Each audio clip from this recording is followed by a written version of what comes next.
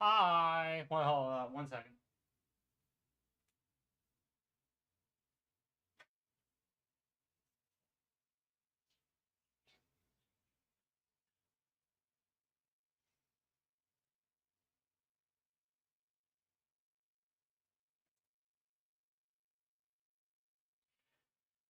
All right.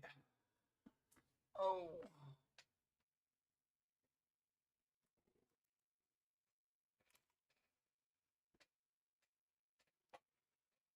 Yes. Yeah. I don't know.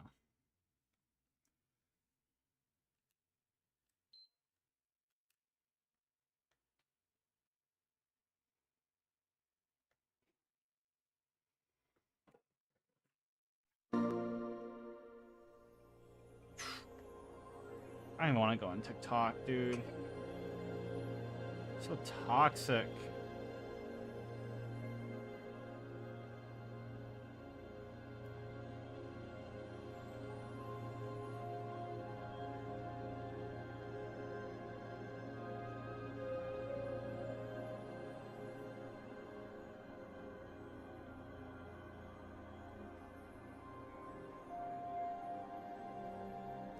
Yeah, TikTok is just toxic as fuck.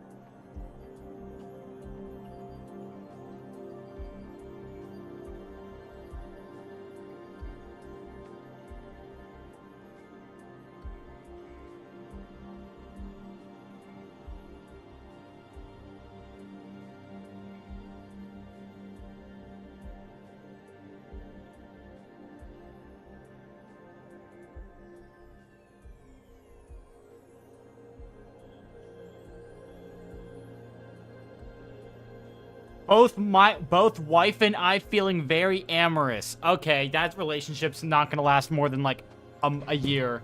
Calling it now. Both my wife and I are feeling very amorous. As in like, oh, hold on.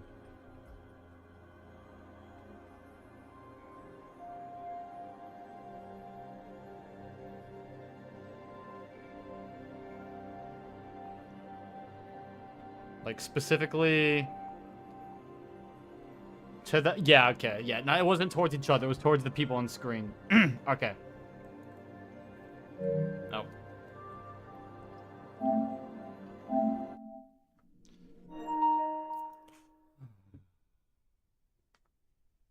Yeah, I have been staying off of TikTok more recently. It's so just toxic on there. It's constant bickering from people towards one another. It's just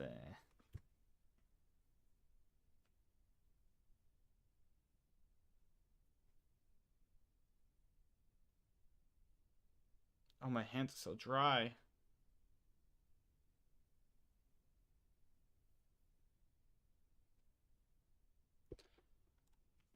I don't even know. 307.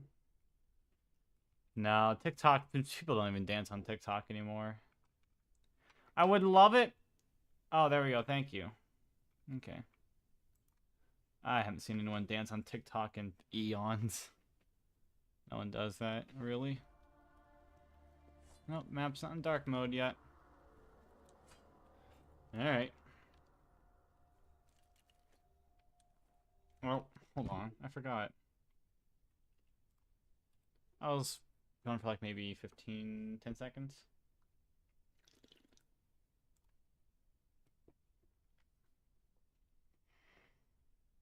Yeah, good enough.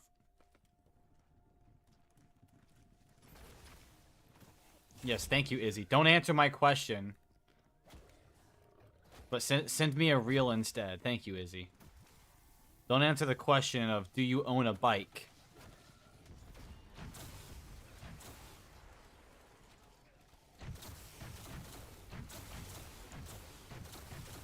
Someone would use it when they have Instagram. Instagram is like the... is like... Whatever's not allowed on TikTok is what you usually find on Instagram. Live at the perfect time? You're very welcome.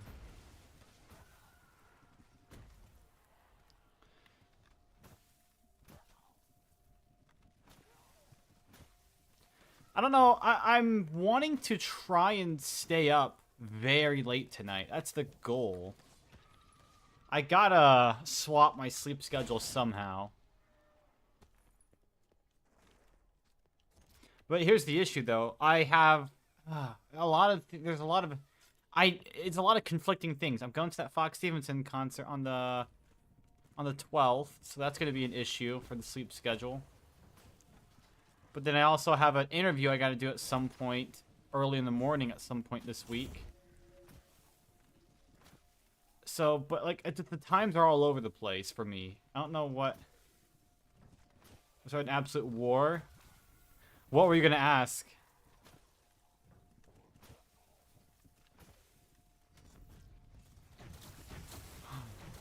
Oh my...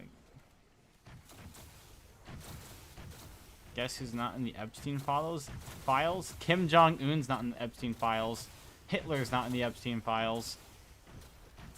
Wow, thank you, Izzy. BO1 vote stuff? Oh. Yeah, that would probably start a war.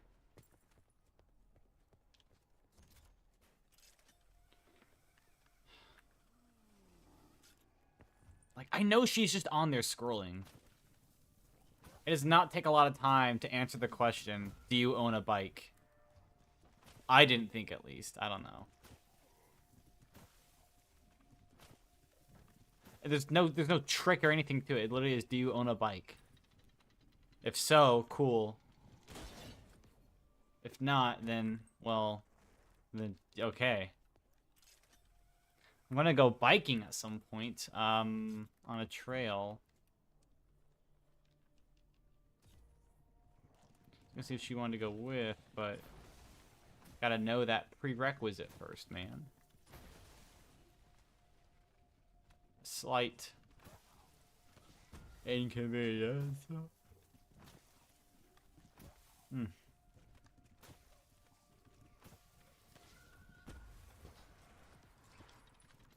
About BO1 and laser focus on BO4 only? That's a great idea. That's what I do. I never worry about BO1. I don't even know what I know. What was the BO1? I know there was some new things with like BO3 and some other stuff recently, but about like the boy client or something. I don't know. I don't even know what's going on with BO1.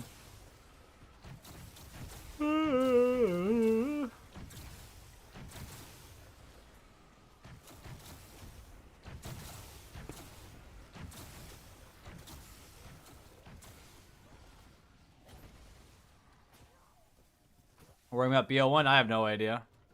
I don't play BO1. I play this game. And only this game.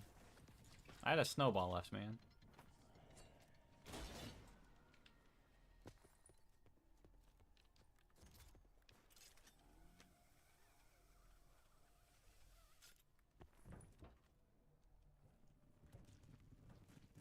And track on some other things? Oh, okay. So some spicy stuff then.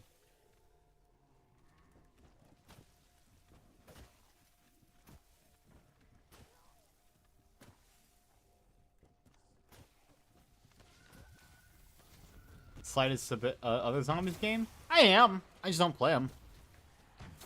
Some of my favorite zombie videos actually were Krups's high round videos and all that stuff he did way back when. Those are some of my absolute favorites. No, I think BO4 is my favorite to play, but it is one of the least fun to watch videos about and everything, usually. I enjoy a lot of more like BO3, BO1 content.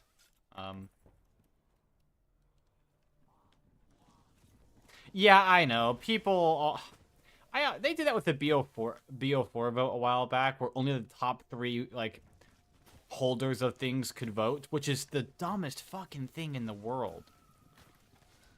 That's like saying, guys, we're gonna vote on if we should lower or we should raise taxes. Oh, well, there goes a dog. Where'd he go? I don't know where that dog went. It's like asking getting a bunch of billionaires together. Guys, should we raise taxes on the rich? Only billionaires can vote. It's like, okay, man. Me when I rig my votes?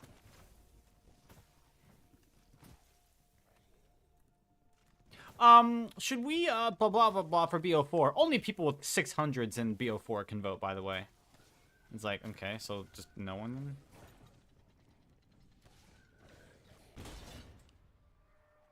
It's a carpenter. It doesn't matter. 521-hour games? Yeah.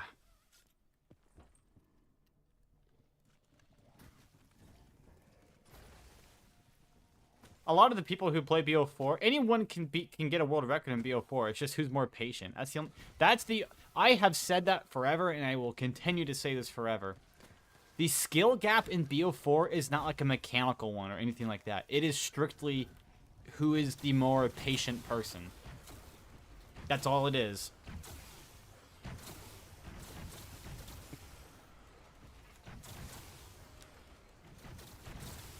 Who is the more patient person and...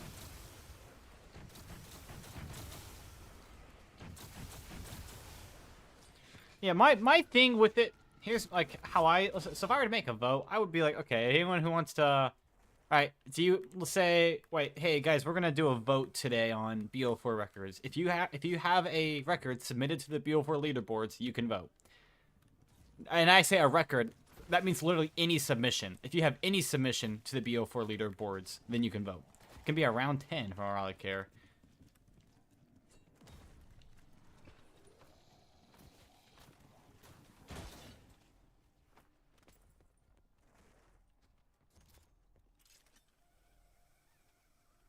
Who's the most time? Yeah, that too. Well, guys, if you have more than 10,000 hours in BO4, you're allowed to vote. Everyone else, nope.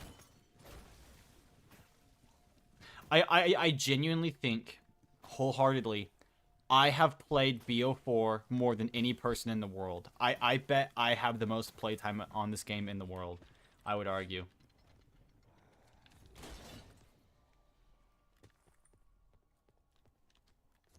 Not really a flex, honestly. It's kind of sad, but... I probably do.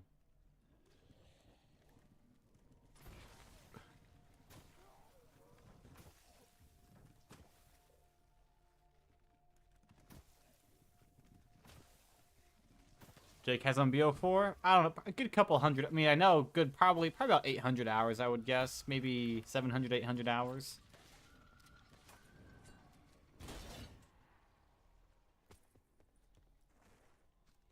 I know I have at least, like, minimum 10,000 on this game. I mean, shoot, I probably have...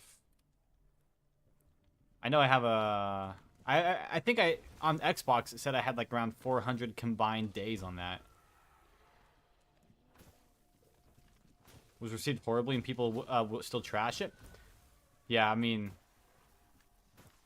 I have been playing... I mean, when I say most literal way, I have been playing BO4 probably at a very minimum once a month, every single month since it released. At minimum, I have at least played it once a month. Every single month and year since it's ever released.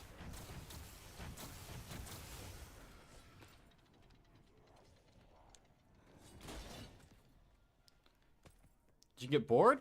I do, and I take a break. But I always come back eventually. I always come back to this game. I don't know why as well.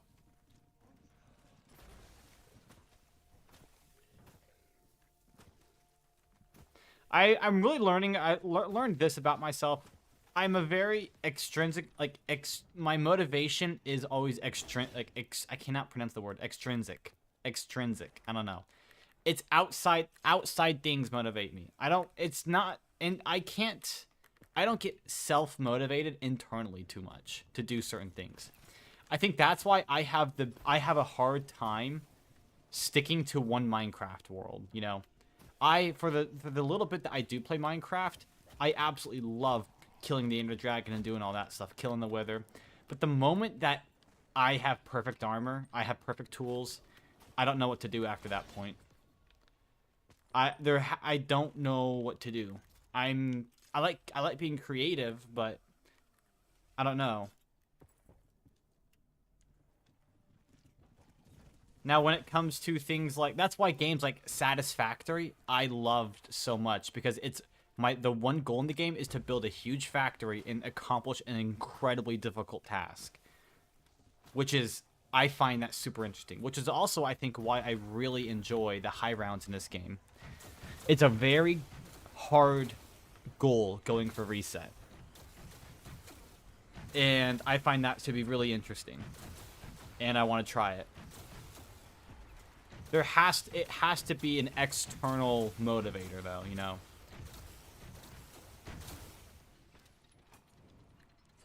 Challenging the Warden? Yeah, no. I'm never doing that. Warden's scary. I mean, he can what? Oh man. I don't know. I just don't like the Warden. I'll avoid him at all costs. The game doesn't actually reset. It just kind of... The screen goes black, and then that's it. The screen goes black, and it never comes back. It's just stuck on an infinite black screen. Chaos maps or Aether maps? I think the Chaos maps are designed so much better, but I really only ever play Aether maps. So... I'd have to say Aether maps, but Chaos maps are designed... They are beautiful. They are so amazing. The music in that as well, it's so good. You know, that's the one thing that Zombies has never gotten bad. The music in all the Zombies games has always been good.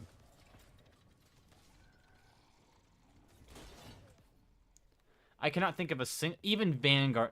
Actually, this is my hot take here. Vanguard Zombies has the best version of the Damned soundtrack of all time.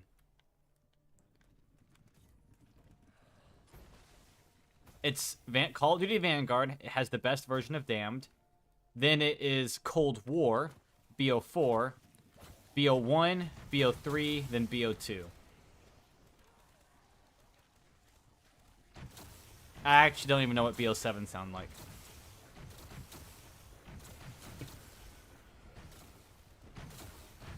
I completely forget what BO6 sounds like as well, so...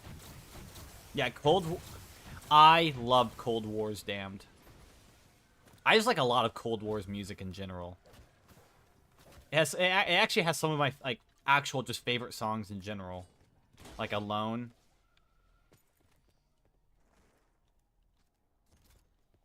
Mates of the Easter egg? Oh,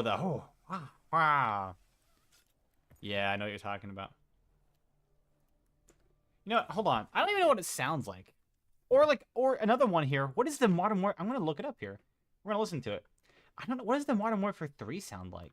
I'm going to go MW3. What is this? What is MW3? This is the MW3. Ooh. Got a nice cello there.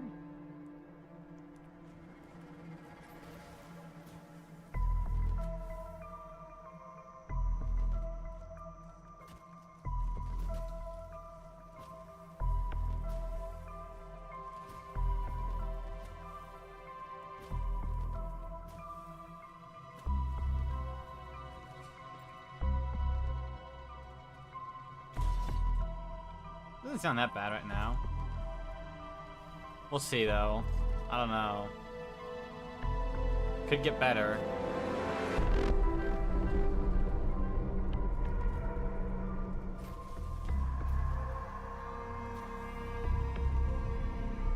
it has a lot of theming from the Chaos storyline, right? Like, does that sound crazy to say?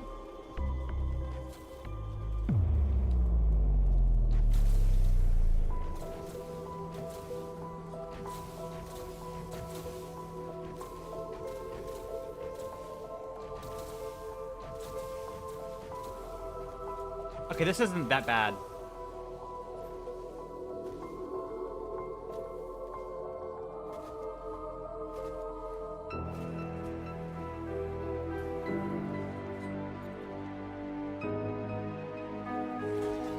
This is not. Oh no, this is not the best. This is the Modern Warfare 3.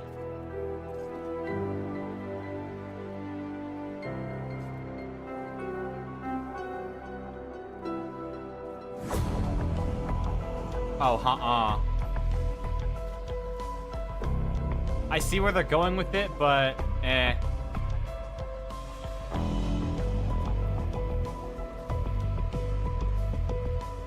It has the Spec Ops sound to it.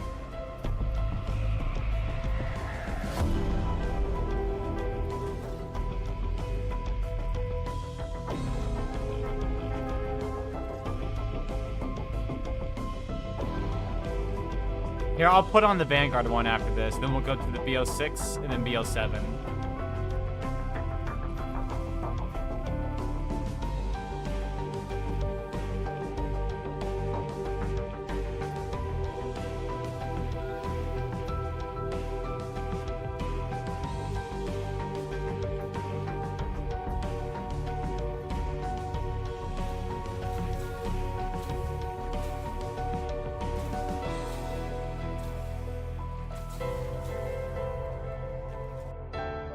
Oh, this ending's awesome.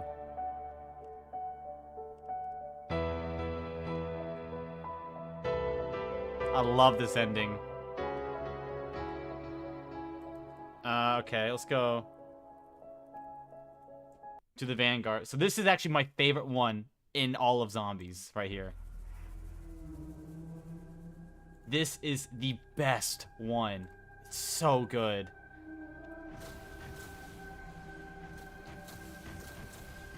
Too bad Vanguard Zombies, like, 3 of the 4 maps sucked.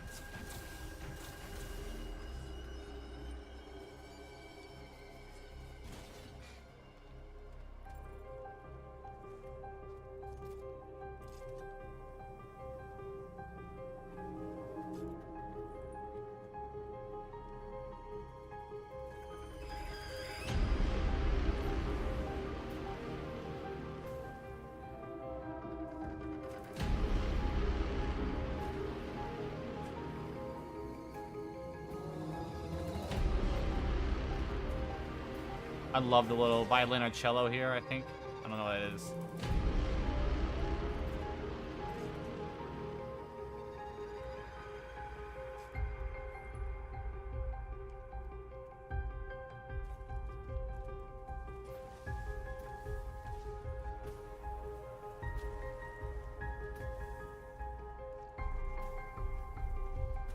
The beginning starts off, it's slower. It picks up, though.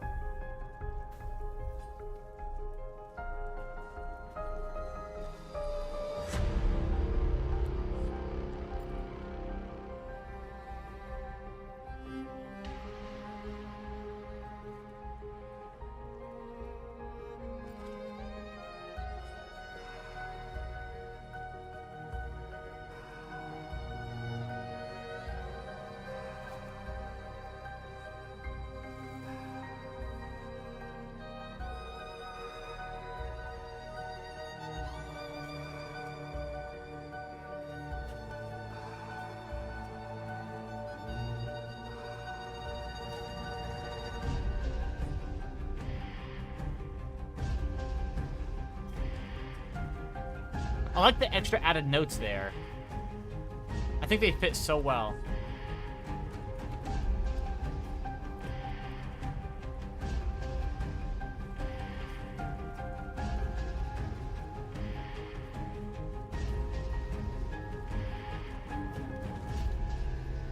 That's pretty much it, but like I would sit in the lobby of Vanguard Zombies and just listen to this on end. like on loop.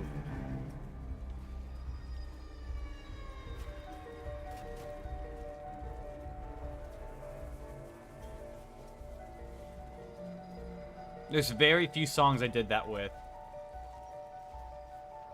Alright.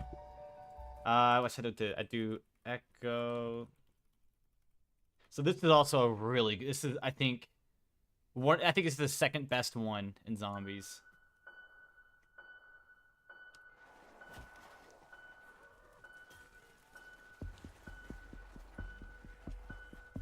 Cold War Zombies was so good, man. It is so good. The only thing it's missing from the game is there's no, like, ambient music in the maps. That's one of the... It makes it feel empty sometimes.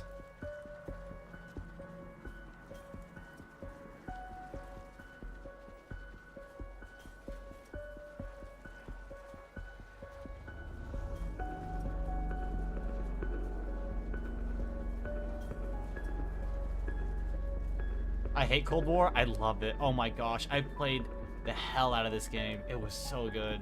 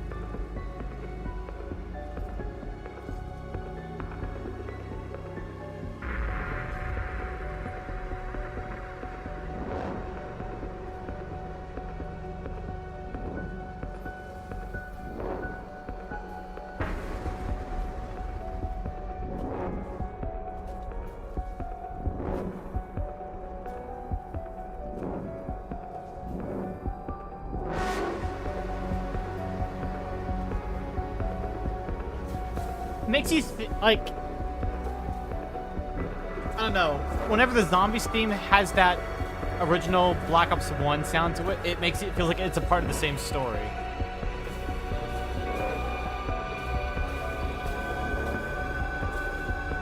And so in my opinion, I don't know, you get a whole part of the song makes you think, okay, it's a new story, new song, all that stuff.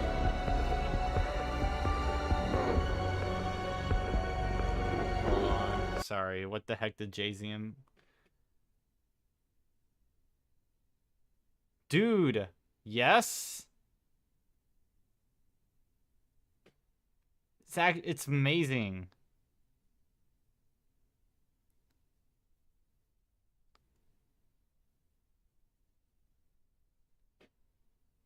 Especially Firebase Z. Dude, Firebase Z is my best. It is not my best. Is my favorite map. Firebase Z is my favorite map in BO in that game. And Cold War.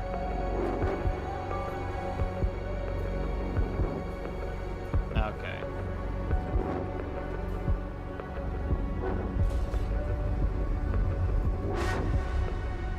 And then it ends with this part here.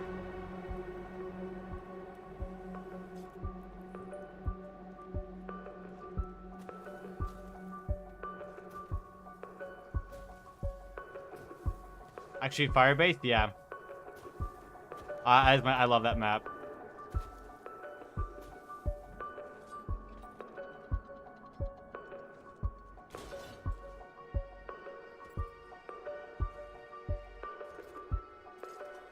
All right.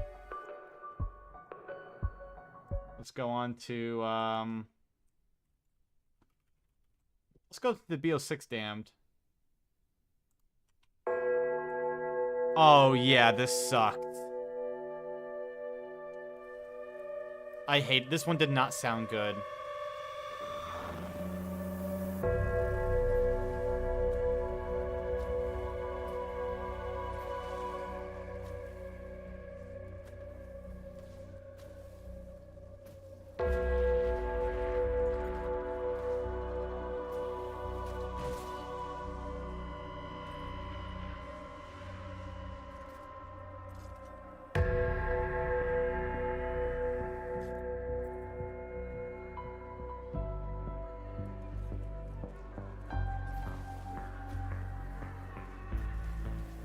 I didn't like this one.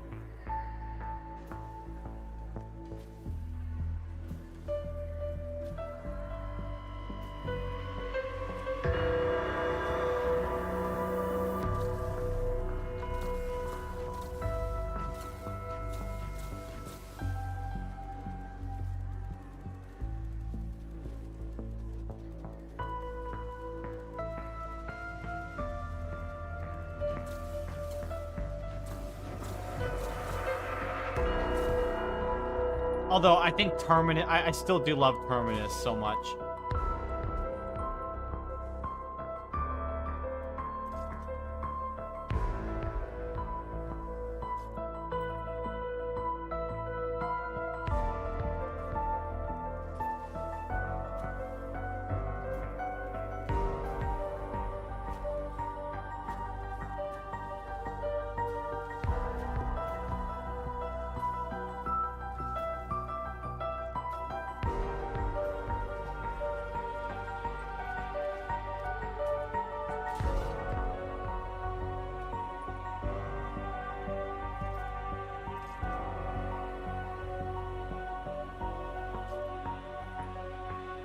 The Reckoning? I played that map like twice and I never played it again. Not gonna lie.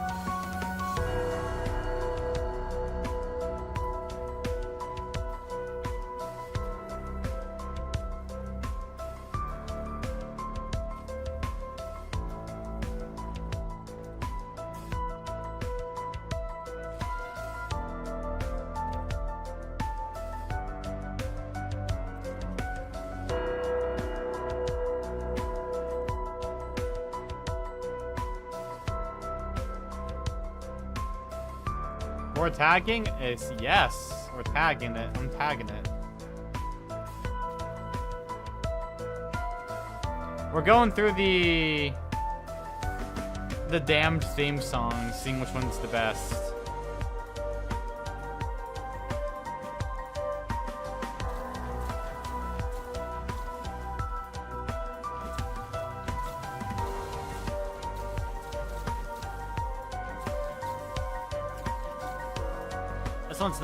This is not the good. It's not a really good one, really.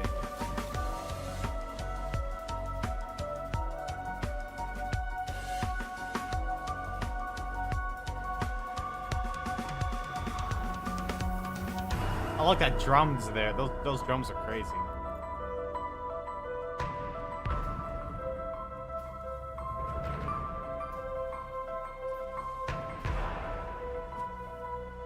Oh my gosh, guys. 6, 7. 6, 7. 6, 7.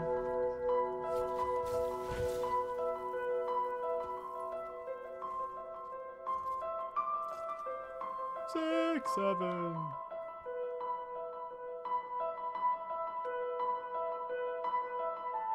Alright, let's go to the BL. I actually have not heard the BL7. What the heck does this sound like?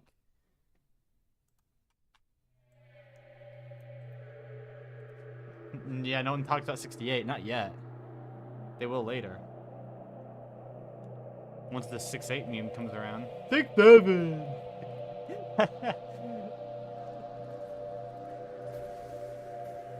We got a train whistle. Choo-choo! Oh, hold on.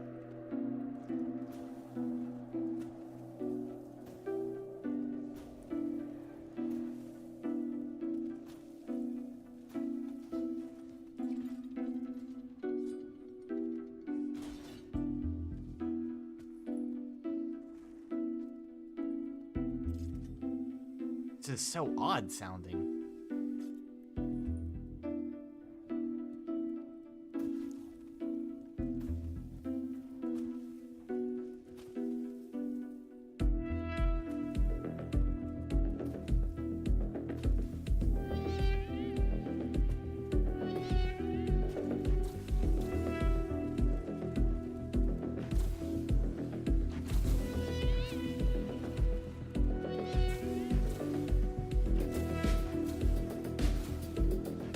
This reminds me of like we're lost way deep in the dark ether, you know, with the blah blah blah, something like that. So it kind of has the vibe of it. What on earth is this?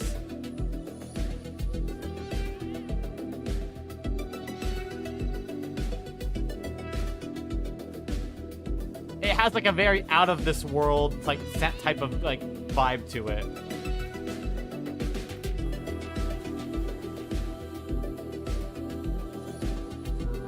It's not even like there's no piano though, which is weird.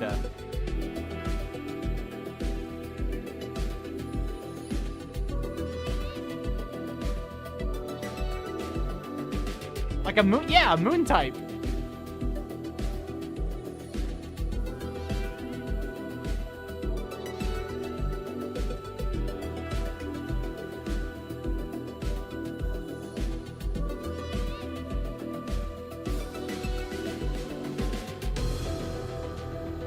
Oh, there it is.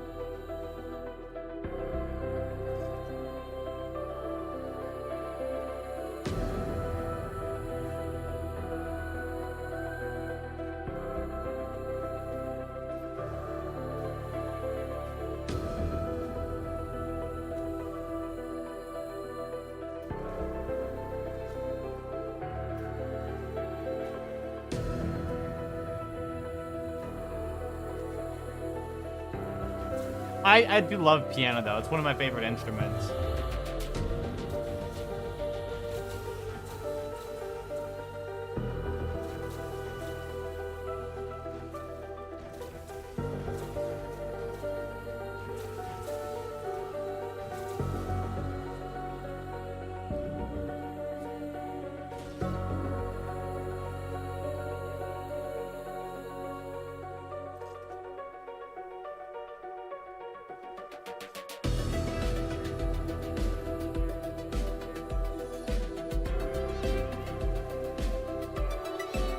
I do like this.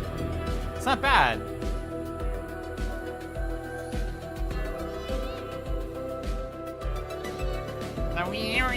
That part's so cool.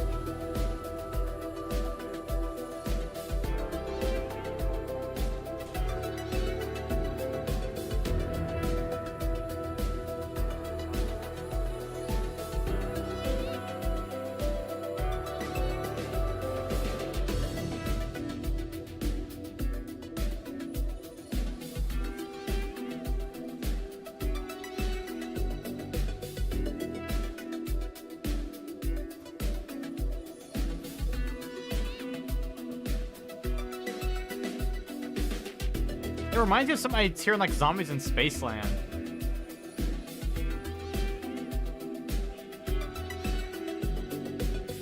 The Where Are We Going in BO4? Yeah, that it sounds, it's the best.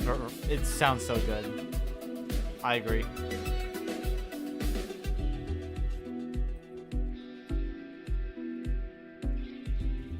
Although that guitar part at the end here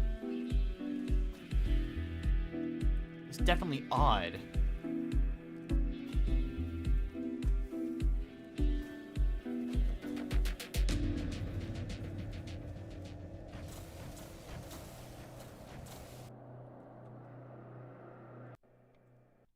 Um, 115 is overrated. It is. Alright, here's my hot take. This is the best Easter egg song in all of Cold War. This is the best Easter egg song in Cold War. By far. Not even close.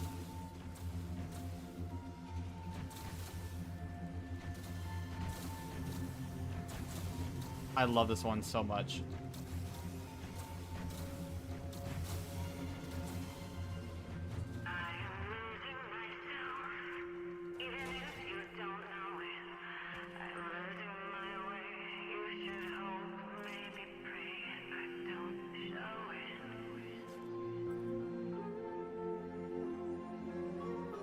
I still absolutely love the idea, the whole gist behind being lost in a dark ether and it being like a survival type thing. Like that could be its own unique survival game, you know? Like a spin-off type of thing.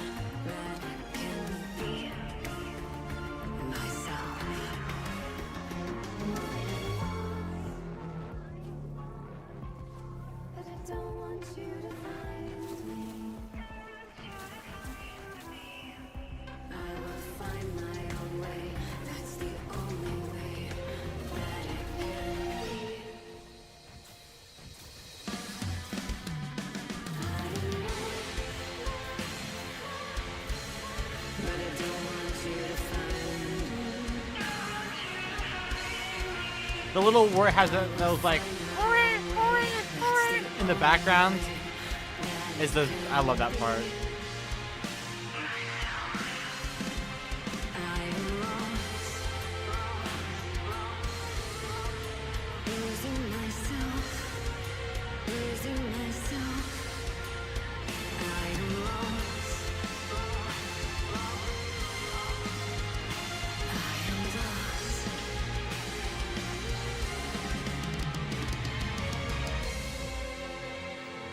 Until Infinite Instas? 362, so whatever this is, I don't know. Well.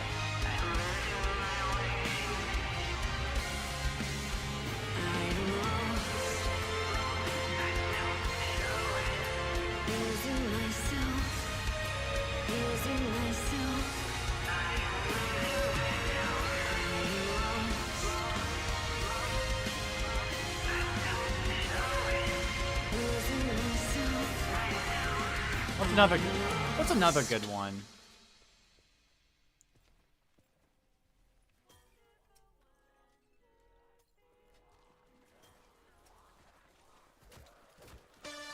Oh my gosh, this is actually it's my second favorite one. This is the one that I think this song alone gives it's a lore heavy song in the sense of it's a little. The song's like a narrative of what happens as someone turns into a zombie. That's what my headcanon is, and I love it.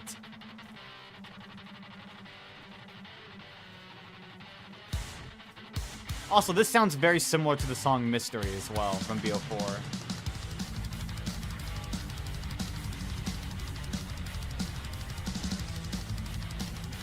This is from D Machine alone.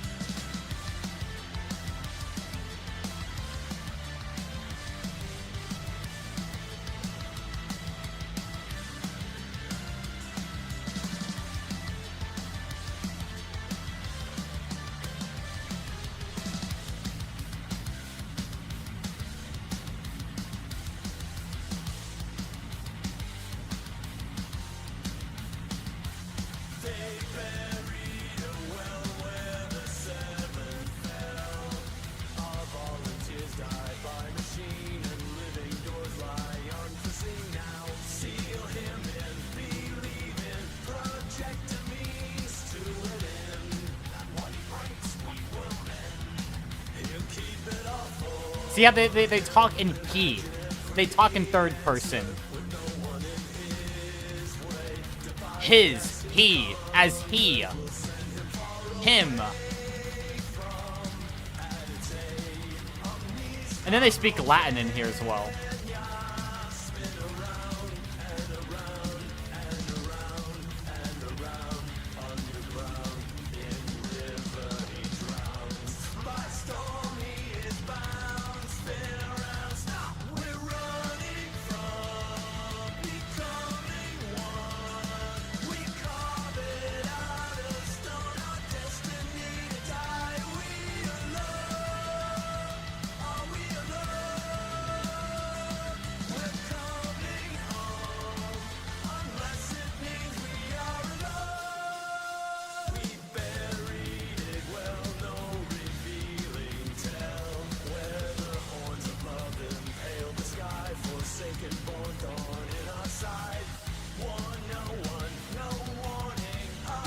I need ya.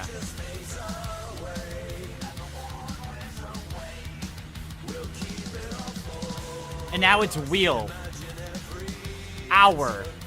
It's collective now. You become part of the conscious.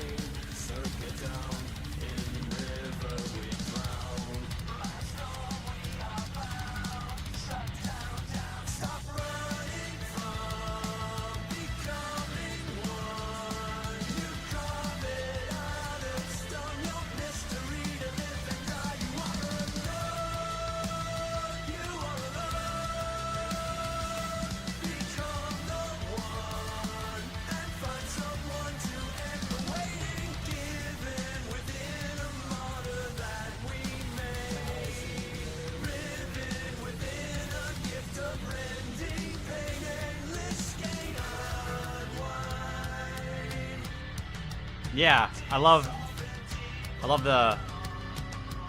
My favorite perk is my favorite.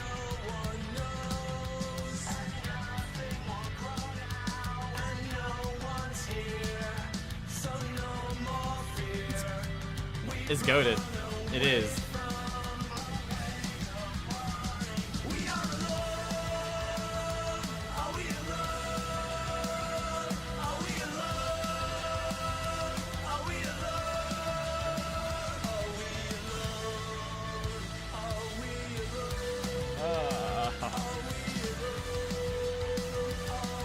I have no idea.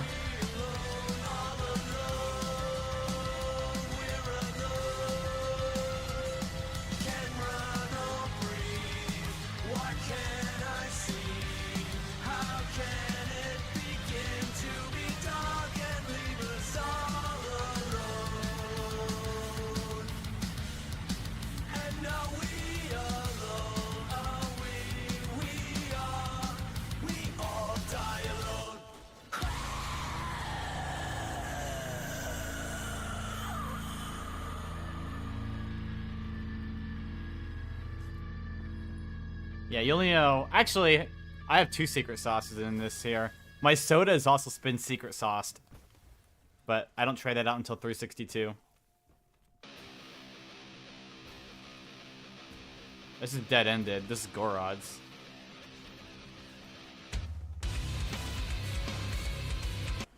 I'm gonna go to... I hate to do this, but like...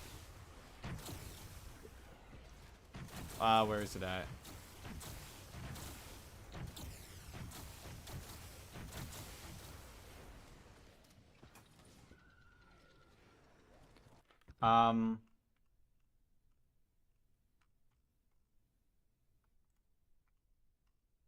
Where's the all Easter egg songs playlist?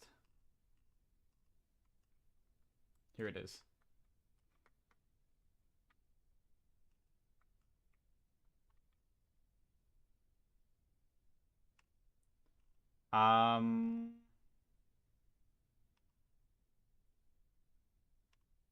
This one. Mystery is my favorite one. I love this one so much.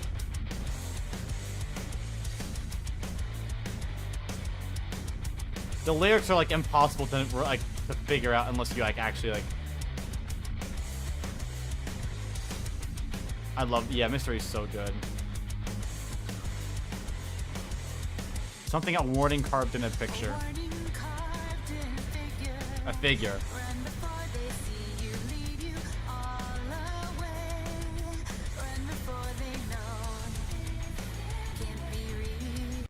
Hold on. He said 4 people would actually play until Venoms and Daybreak stopped playing. I don't know. They may have. They may have just taken a Daybreak. I think has. I wouldn't know for certain, but he hasn't done a game in forever.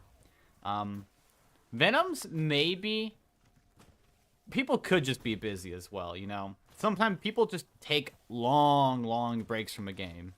Yeah, he may come back in a year or 2 years, something like that. Who knows? After I finished my tag game, this is other than my, you know, I wouldn't even really count my Alpha Omega game as like an actual game, because I didn't push it or do anything. I did like I played like 80 something hours in it, but yeah, and it was okay, but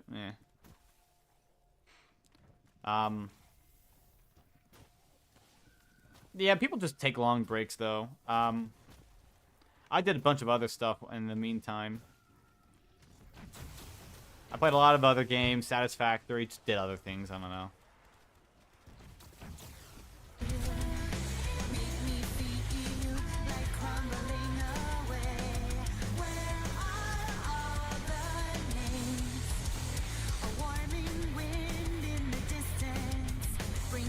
Yeah, playing a game for that long, it makes you not want to touch the game ever again. Well, okay, there's like it's literally the stages of grief. In the most literal way, I went through all the stages of grief after that game happened. Obviously like shock. There was really no denial, right? I mean, I can't deny that the game ended. You know, there always is like that idea of like, oh, well, why did it crash? Could I have done something to make it not crash, you know? So I can be mad at it, and that could be denial, but what's it? Anger? I definitely was mad. And then there was also like I was, in the most literal way, I was actually depressed for maybe a month and a half after that game.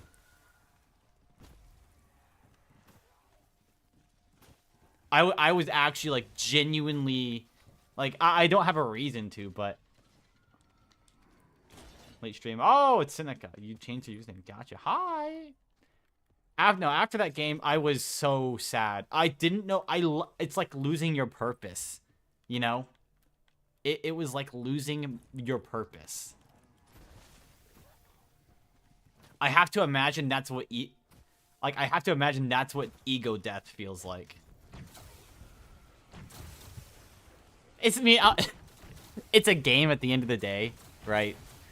It's like, it's not that serious at the end of it, but it was still sad. Like, putting 400 hours, almost 500 hours worth of work into something just to not complete it and get to your goal, even when you're right there. I was right there. Oh my gosh.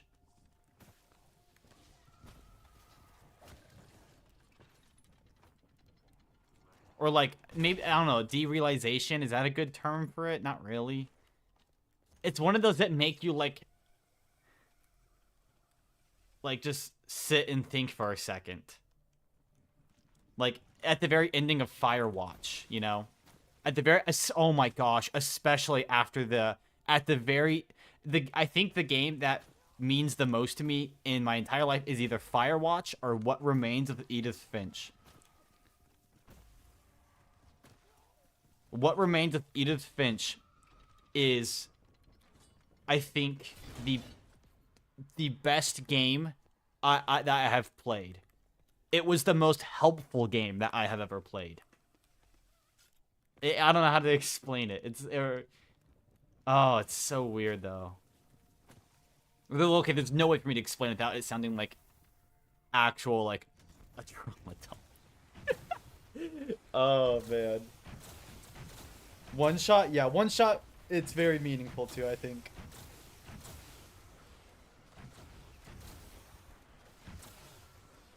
Dude, What Remains of Edith Finch is such a sad game. It is such a sad game, man. Ugh. Every time I play, I might breaks my heart at the very end. Oh man. Find a good video to watch.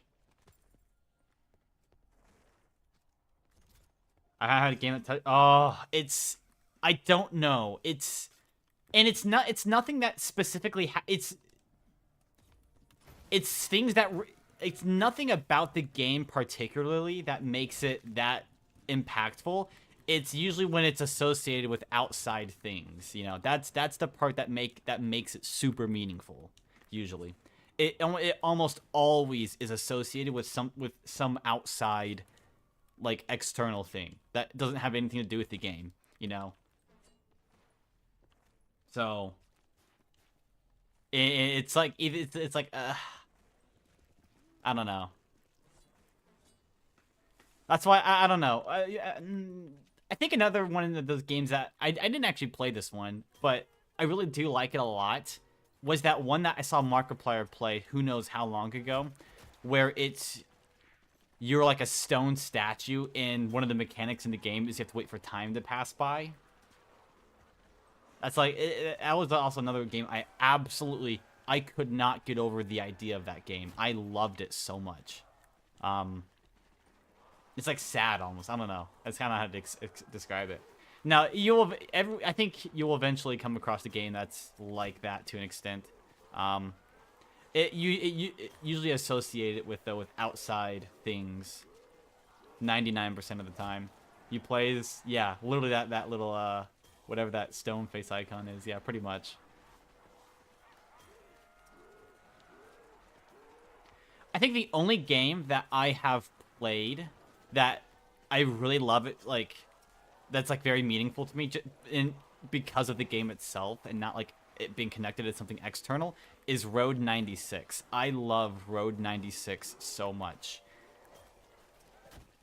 The music that played when you were on the map watching your character walk or something was so good. And I would just sit there and listen to it. You know, it had that same vibe as like Fortnite menu music back in Chapter 1. Was one shot external? No, not for me. For me, mine was What Remains of Edith Finch. For me, mine was definitely What Remains of Edith Finch. I was recommended it by I think I've mentioned her before, Rin. So if you know what happens at the very end of that game, you can probably take a potential, I guess, at it. I'll never say it because that's like where's the fun in that, you know? But oh man, that game was good. That was her favorite game, so I'm like, you know what? Okay, I'll try it out. And that it is the best game I have ever played in my life, and it is just the best. What do I do? There's nothing on YouTube. I've been like scrolling. Isn't Rin your girlfriend? Yeah, she was. Yeah.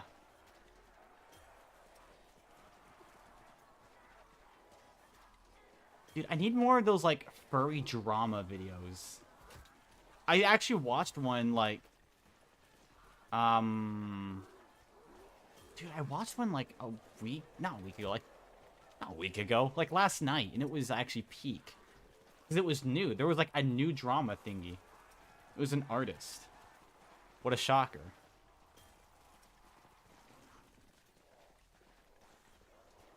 Gunnar DMs analyzed like games of chess. That could be decent.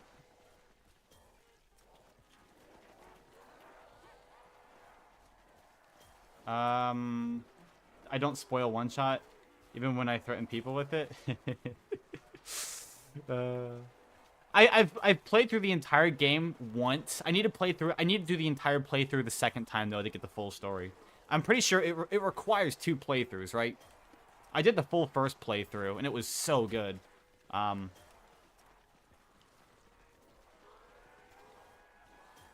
never got around to doing the second playthrough of it though. My little yeah. It was like My Little Pony being yeah, sexualized for some reason, yeah.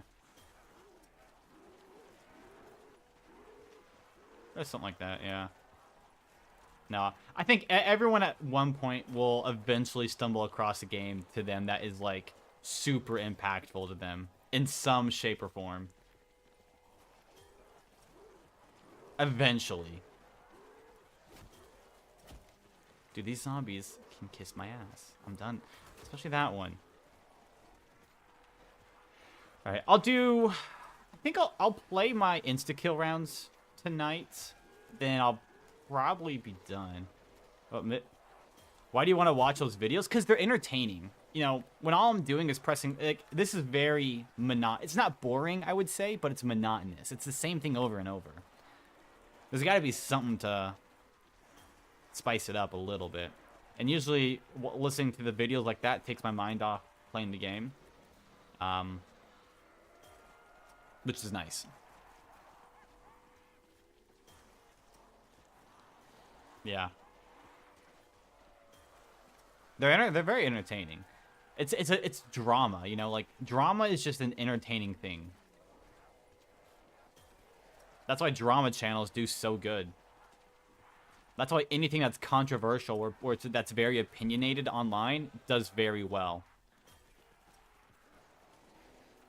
Unless you're like conventionally attractive or just flat out hot, then your channel really only does very well the moment, like, if like you're hot or something. It's not crazy to say, I wouldn't say. I think it's pretty accurate. I would say I'm like fairly on the mark.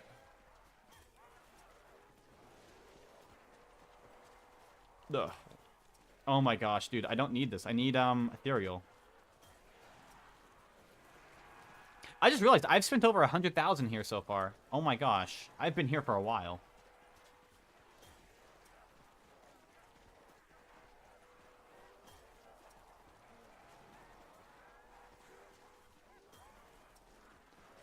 If I don't get something good with... Oh, well, there's another one. Yeah. Secret sauce moment? Honestly.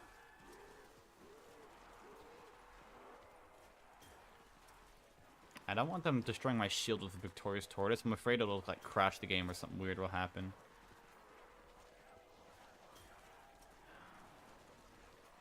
The most expensive ammo trade I've ever... Oh my gosh. The most expensive ammo trade I've ever had to do was 160,000 points. So if I drop below 140,000 points, or 3,840,000, then this will be the most expensive ammo trade I've ever done on this game ever. So we'll see here real quick.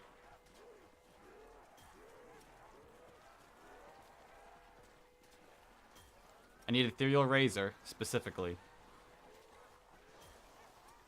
Alright. We got about 7 more. Mule Kick. Bandolier. I literally have... Oh. Hold on. I have 2 more perks. Oh, nope, not today. I got it. Not today. That will not be the long... Not happening. Nice. I would love to see, like, a huge, like, binomial distribution or something like that of my perk trades over, like, every single perk trade I've ever done. Is one shot a game? Yeah, one shot's a game. Yep. It's a very good one. You can get it on Steam for... I actually don't know how expensive it is. I got there's 2 editions. There's one called the World Edition, and then there's just a different one that you can get. I got the World Edition because I like being able to save and quit and that stuff. So.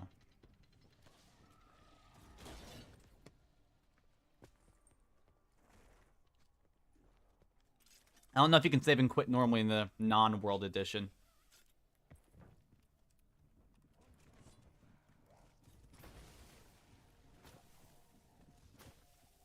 There's also actually, on that same note as well, there's also a game I absolutely hate. Oh, you can? Okay. I didn't know that. So the same reason I absolutely love What Remains of Edith Finch is the exact same reason why I absolutely hate Doki Doki Literature Club.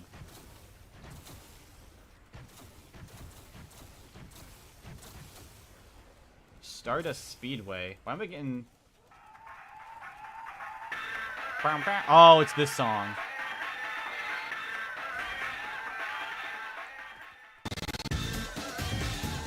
Everyone loves this song.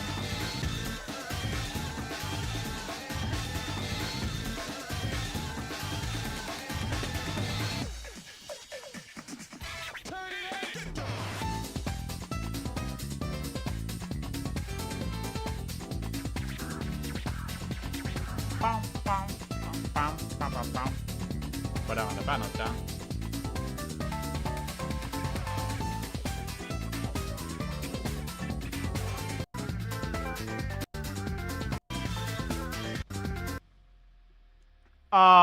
I already got my dog round, so I just... Oh. Is Doki Doki Literature Club a game too? It is, yeah. That's one of the more popular ones, I would say. Unfortunate. One of my insta-kill rounds was a dog round. Yeah, that's a game. That's a very popular dating sim-esque type of game. It's a visual novel. Easy P40 brought me here. Finally getting to BO4 Zombies. Dude, Easy. I like his videos. I saw the one recently where he talks about the oh my gosh, is it where he ranks perks or like their modifiers or something like that? I saw that one. That was really good. I'm a huge Zombshell hater, so I saw that part of the video, made me very happy. I'm like the world's biggest Zombshell hater. Dude, I love his videos. That's, you know, we'll do that. Let's find an Easy P40 video real quick.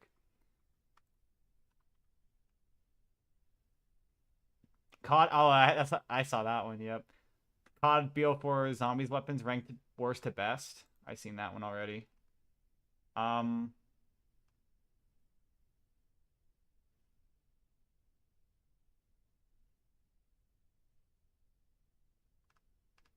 What else does he have in here?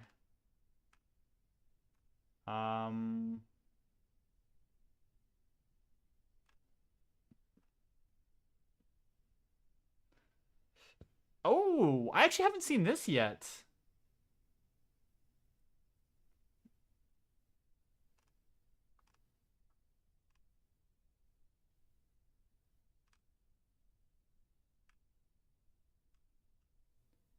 COD BO4 Zombies double pack-a-punch types, analysis, and info. Or analysis. Let's watch that. Never thought I would see. Ain't that swell? Alright, so I guess we want alternate ammo types from BO4. Welcome back I actually don't really know too much about them. I don't use them too often, so I don't know. to the channel. I'm EasyP40. Today we are going to go over the Black Ops 4 double pack-a-punch abilities and analysis. The 4 double pack-a-punch abilities, or AATs, alternate ammo types, in Black Ops 4 are Brain Rot, Cryo Freeze, Firebomb, and Kilowatt. I will note before we start this that all of the information gathered for this video was done in-game on my Xbox. There is little to no information online on the internet anywhere about Because they any suck, usually. It's usually because they suck. Oh my gosh. I just got recommended this right now. I used to listen to this song back in like 7th grade, mind you. This was like one of my favorite songs back in like 7th or 8th grade. Because it was in a Geometry Dash level. Oh my gosh. What a blast from the past this is.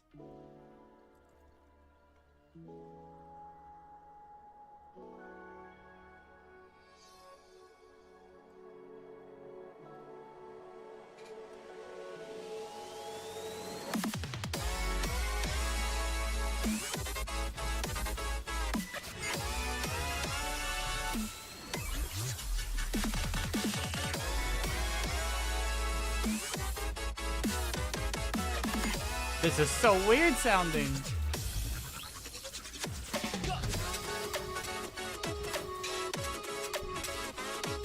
What's the game we talked about earlier? Oh, Doki Doki Literature Club. Yeah, that's like it's like a visual novel dating sim-esque game, but it has a super duper dark twist. Like, have you ever seen that clip where Speed is like playing Doki Doki and he's like, "Oh man, this game's boring. When does it get good?" The one before that? The one before that. Firewatch, there's What Remains of Edith Finch. I've been talking about that one a lot. I love that game. I don't know. I actually have I didn't get BO7 this year. Or I didn't get that new Call of Duty. If you like, okay, here's from what I've heard. If you liked BO6, you're gonna like BO7 too, or as well. If you didn't like BO6, you probably won't like BO7. Although I will say, it does look more fun. A Sonic person? Oh my gosh, have you played Sonic 06?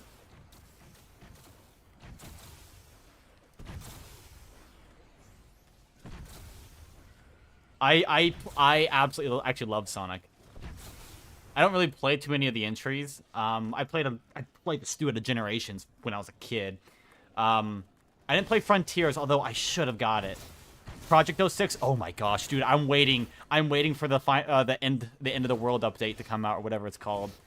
I have Project 06 on my computer as well. It's so good. I would speedrun Wave Ocean so much. I can never get I can never get better than like a 220 something on it. I think it's like a 220 something. Oh my gosh, Project 06 is so good. I want to play that so bad. Actually, I love Project 06.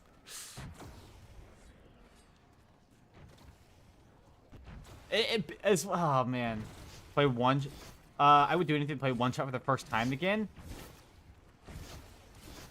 I would do that for a lot of games as well. I would do anything to play What Remains of Edith Finch for the first time again. And Firewatch for the first time. I gotta change my controls. I don't have a lot of like the 2D. Yeah, okay. I like the 3D a lot more. I don't the boost as well. It's okay. I don't really like the boost. I don't know. Sonic 06 is just my favorite. I've replayed that game a billion times. I love it. I've definitely played some of the other. I've done Generations a good handful of times. There's been more I know I've done. Unleashed. I've played Unleashed at a friend's house, but actually I never played it like by myself or like through. But I've watched a bunch of like the speed runs from games done quick and everything. There's that one guy on YouTube I always watch, like Stelmo29 or 30. I don't know what the guy's name is. Like Stelmelo. I don't know what his name is. He always did those like Sonic or the Project 06 speedruns and all that stuff, or like challenges. Loved it. Stelmo show or something. I don't know. Can you Stelmo? Yeah, I think it's it. It's something around that. Yeah, love that guy as well. He still does them? Does he? I actually went to my YouTube Rewind last year, and that was like some of my most watched content was some of his stuff. It was on my For You page or my my feed for so long.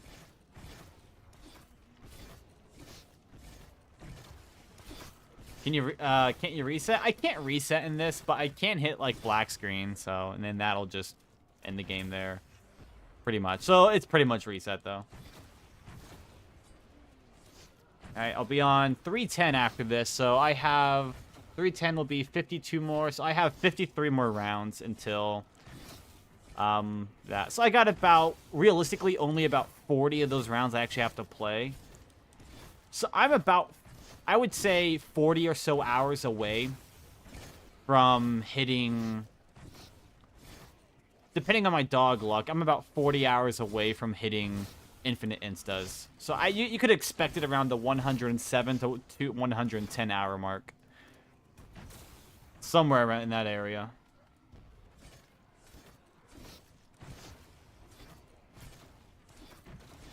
Pretty much grind Sonic Crossworlds and daily contracts in BO. Oh man. I need to play some of the BO4 multiplayer again at some point. I maxed out everything on. I mainly did BO4 on my Xbox, but I'm on PlayStation now here playing this.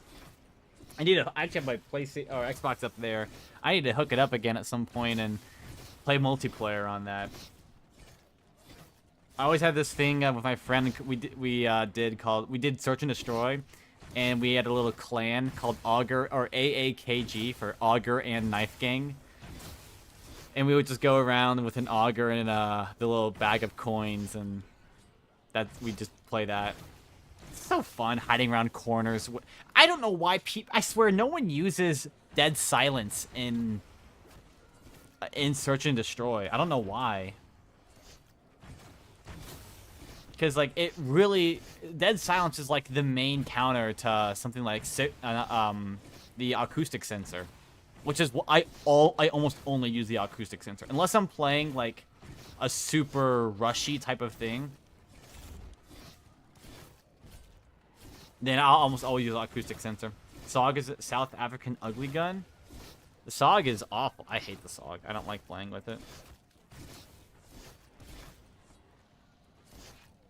One of my least favorite guns to get gold on in that was the SDM, because you had to get headshots.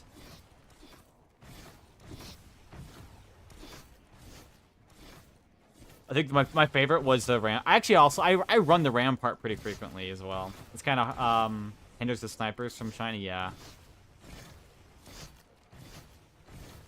Although, I will say, the Paladin with FMJ 1 and 2 was... Oh, that was like my bread and butter. I loved that. Paladin, FMJ 1 and 2, I would... If I joined mid-game and my team was just getting smacked, I would just sit and spawn and shoot down things with the sniper. You know, you can one-shot UAVs, you can one-shot counter UAVs, you can two-shot the strike team helicopter, which is very overpowered. You can 5-shot the attack helicopter and sniper's nest. You used to actually as well be able to snipe the Thresher, but you can no longer do that. Which is unfortunate. It would be a one-shot, but you can't really do it anymore. It was so overpowered. If you get 2 people, 3 people on your team with that, there will never be a streak in the sky ever.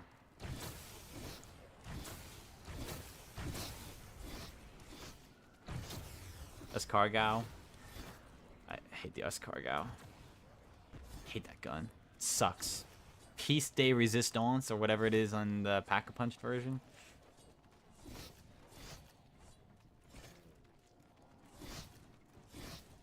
I forget what game.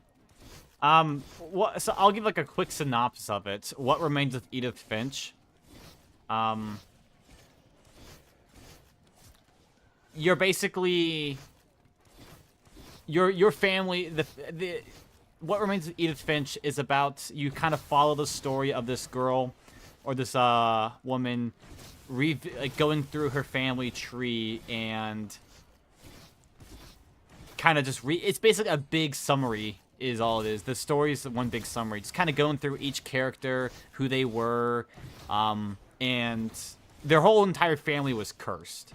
So I won't give you any more than that, because the story it's very hard. It's very hard to follow. So don't worry. I won't say any more than that. That's kind of the basis you need for it, though.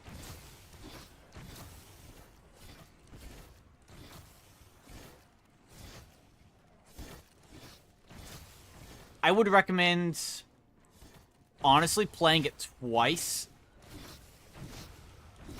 First time, obviously, for the story, but then the second time I play through is to learn about the family members as well. So, also practicing the maps aside from Alpha Omega, trying to pick just level up. To level up, honestly, I would say it's Tagged or Toten one window if you have it. I think that's like the best one, honestly. It's the fastest map in the game, so you're gonna get the most kills, the quickest. The Mog is not trash, but Nerfus made other web. Yeah, Mog is okay. You know, I think one of my something I really like doing actually. I play a lot of the weapons. Okay, for zombies, I mean Helion, but for multiplayer, I actually I did a lot of hardcore, and I would just run the GKS with like long barrel and like FMJ or something like that. It is the best weapon in the entire game for recoil, I would say. There's pretty much no recoil at all. And I would just walk around aiming everywhere. That way I could instantly shoot and like one-shot people. The GKS was so good in hardcore, in my opinion. GKS or MX9? Okay.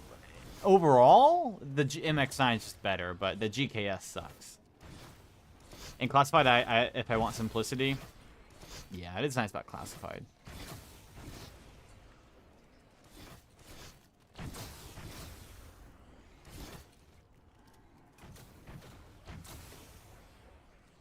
Alright, so after this round here, what did my insta-kill rounds look like? So I'll have to play 54 is a normal round, 55 is an insta, and then, oh my gosh.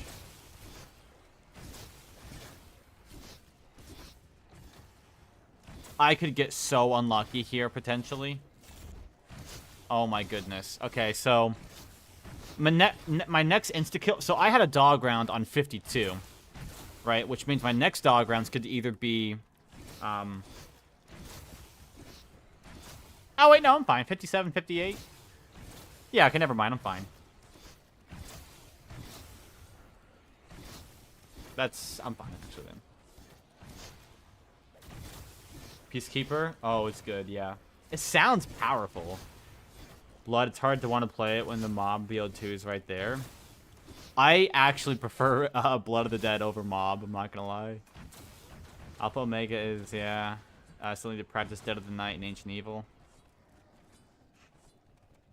Dead of the Night's a fun one, in my opinion, once you learn the map. But learning the map is the worst experience ever.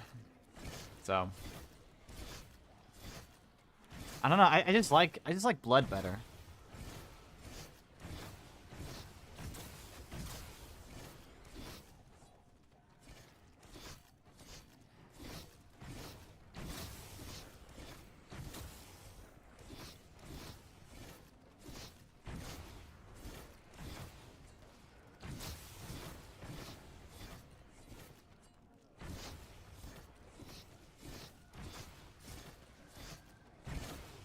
Voyage is over. Yeah, Voyage is overhated, I think. Yeah, 100%.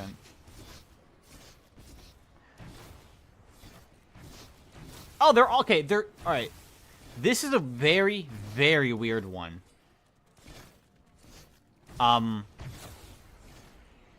So there is kind of a trick you can do on Blood of the Dead. It's very weird. There's a 2 spawn on Blood of the Dead. But it's kind of it's pretty much a glitch. Like realistically, it's a glitch. And it has to be set up in a very weird way. So, whenever you're on the gondola, you're in a zone that's called the gondola. Whenever you're riding on it, and all the zombies will only spawn from those 2 spawn points on the roof on Blood of the Dead. If you're able to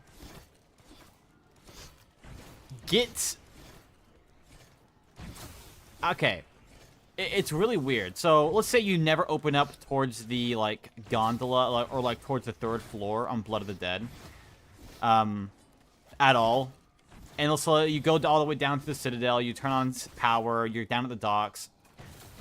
If you were to buy the gondola and bring it down to the bottom, that unlocks pretty much all of the 3rd floor, because you can take the gondola back up, right? And if you camp in the gondola, zombies will spawn all over the place, and it's kind of awful. It's no good. However, if you just turn on power, come all the way back up, and do a glitch to get onto the 3rd floor with Ragnarok, so you can there's a spot where you can jump slam to get onto the 3rd floor with Ragnaroks. Quickly run over to the gondola that's now unlocked, and stand in it. You can have a 2 spawn.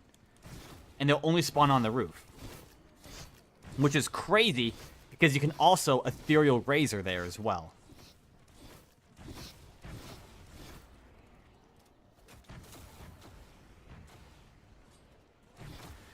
With that being the case... Oh, wow. I've always wondered if you're able to ABH up there.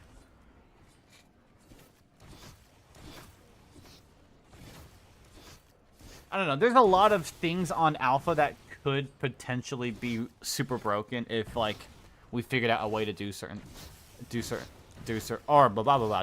things.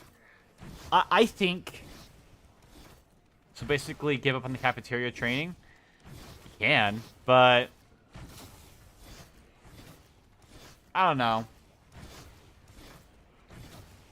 Death Bear using the Ragnarok? There is. However, it's okay. It's very weird, right? So I'm gonna like. Honestly, hold on. Do I just like load it up on my computer real quickly? Hold on. We're paused. We're not doing anything. Let's do this real quickly. I'm not doing anything too important. Let's open up BattleNet here. Let's do this real quickly.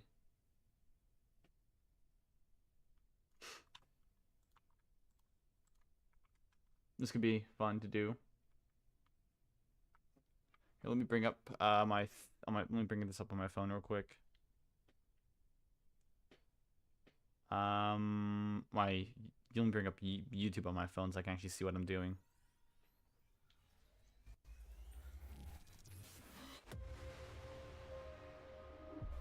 Okay.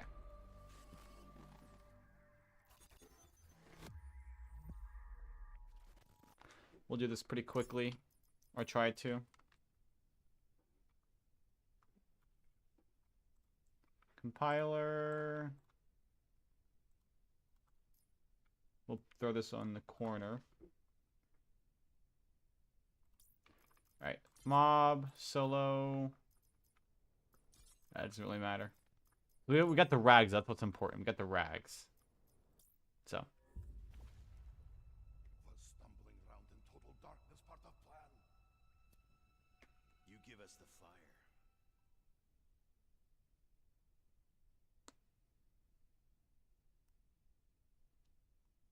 Won't you let you do the compiler? Does it like give you like a hey, we're the antivirus. We're gonna block this like that. Mine does that sometimes, and I have to like go through Norton antivirus and do a bunch of weird stuff. And if I get another chance, then I won't miss my na-na-na-na-na. All right, let's speedrun this. We're also gonna turn down the volume because this is a little loud.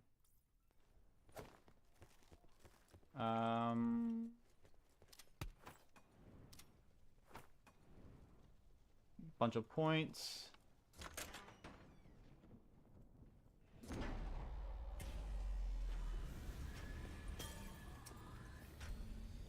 T8 compiler, it's basically a thing you can use to inject mods for BO4.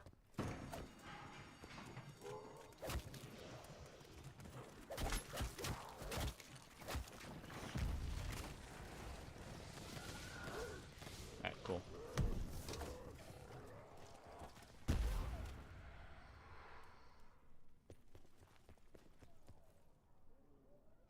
Oh, that's right. Warren's doing his speech.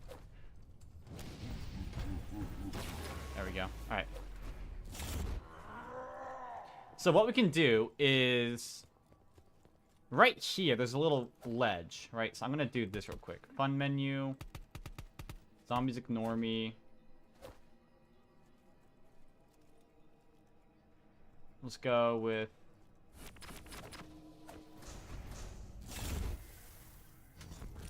so right like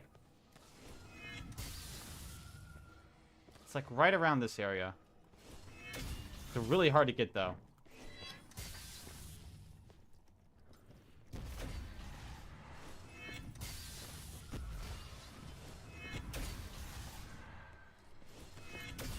Like super hard to get.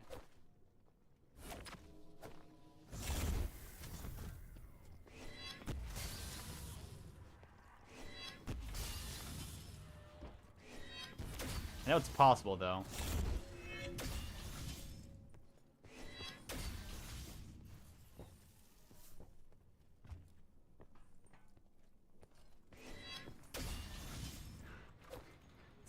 Somehow, some way.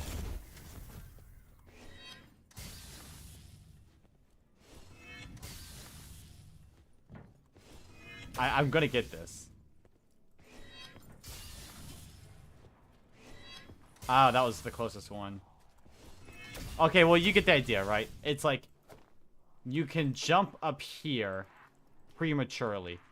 And once you're up here, you hit a death barrier, right? Now, normally if you stand here, this is an issue still. However, the power's on and you stand in here, you'll be okay. So what you have to do, right? Go all the way through.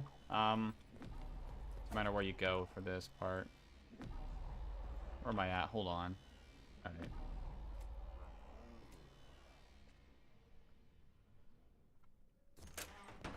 Alright, there we go. Where's the staircase?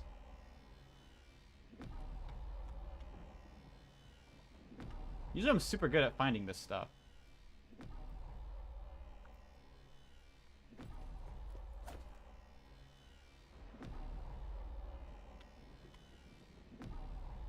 Oh, okay. I was on the wrong side. I went the exact wrong way then.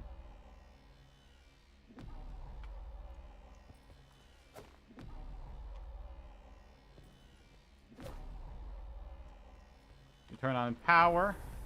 So now, let's open that door real quickly. Just make sure we don't get death barriered now.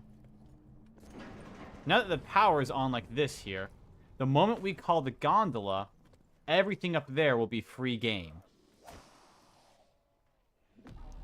Here's a good example, right? So our zone is called the gondola right here. We're still, I think, having issues with it. So if I do, this is still an issue. I believe it is actually.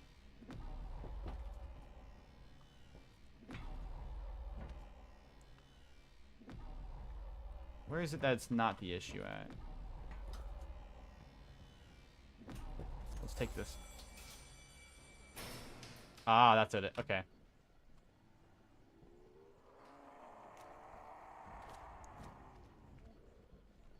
No. There's some way you can do it. So basically the whole thing is... Oh, wow. Look at that. Basically, it forces your zone into, like, the gondola up zone here, though, right? So when you do that, all the zombies will then start spawning from up here and up here only. That's the whole kind of gist of it.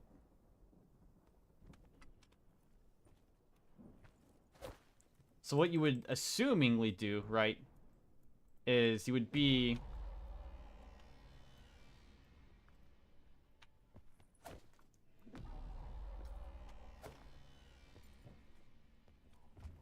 Yeah, because now this is considered free game up there. There's some... It's some combination of that you do.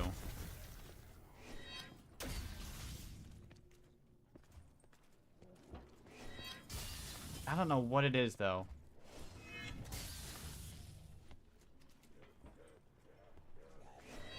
Ah, there we are.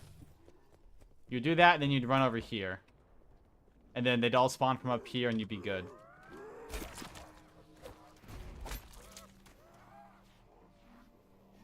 But the issue is this is the awful part, right? So, standing here, you want to know where the zombies spawn? All the way at this window. And that's why I hate this map as well, because things are stupid like that. That's why this map kind of sucks a little bit. I'm gonna put my phone on charge. Quick.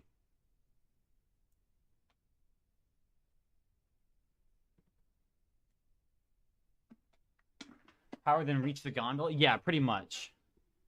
Zombies only spawn from the roof. Yeah, that'll pretty much kind of be the whole idea behind it, yeah.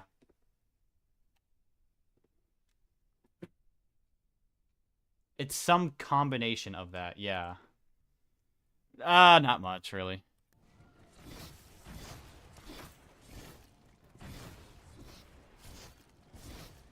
What's the point exactly? That just... Because doing that whole process there can get you to have a 2 spawn, which would be, if you could do that in a game consistently with Ethereal Razor, with the Spork, that would be the fastest strategy on the map that is technically legal. However, getting to that point, you can't really do that without doing a glitch. So, but it would be very fast for XP grinding.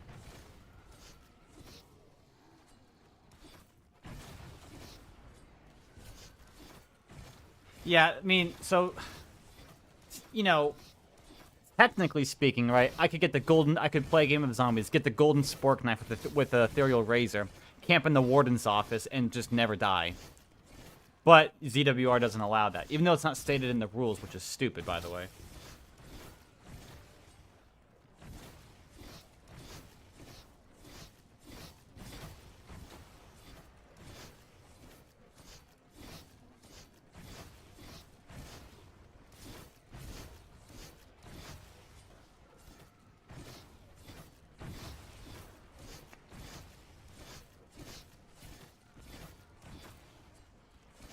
I'm hungry.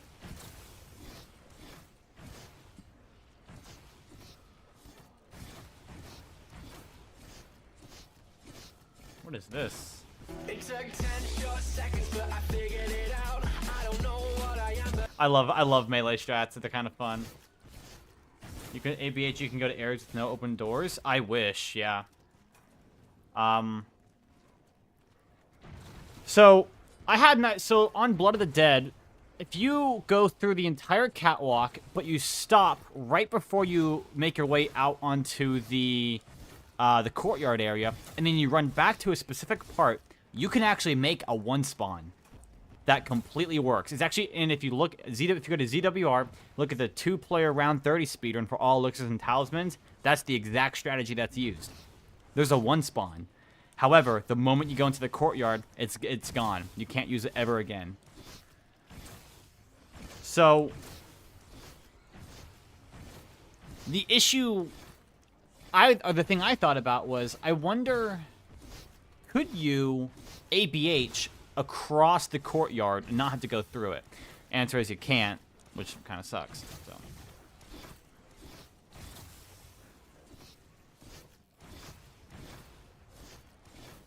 The players give them power.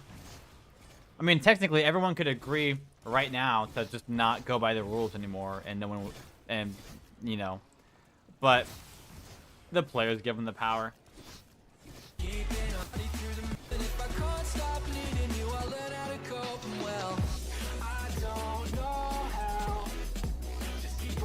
yeah. Oh, ever being I will do. I've seen the notification. I'm just still doing this shit.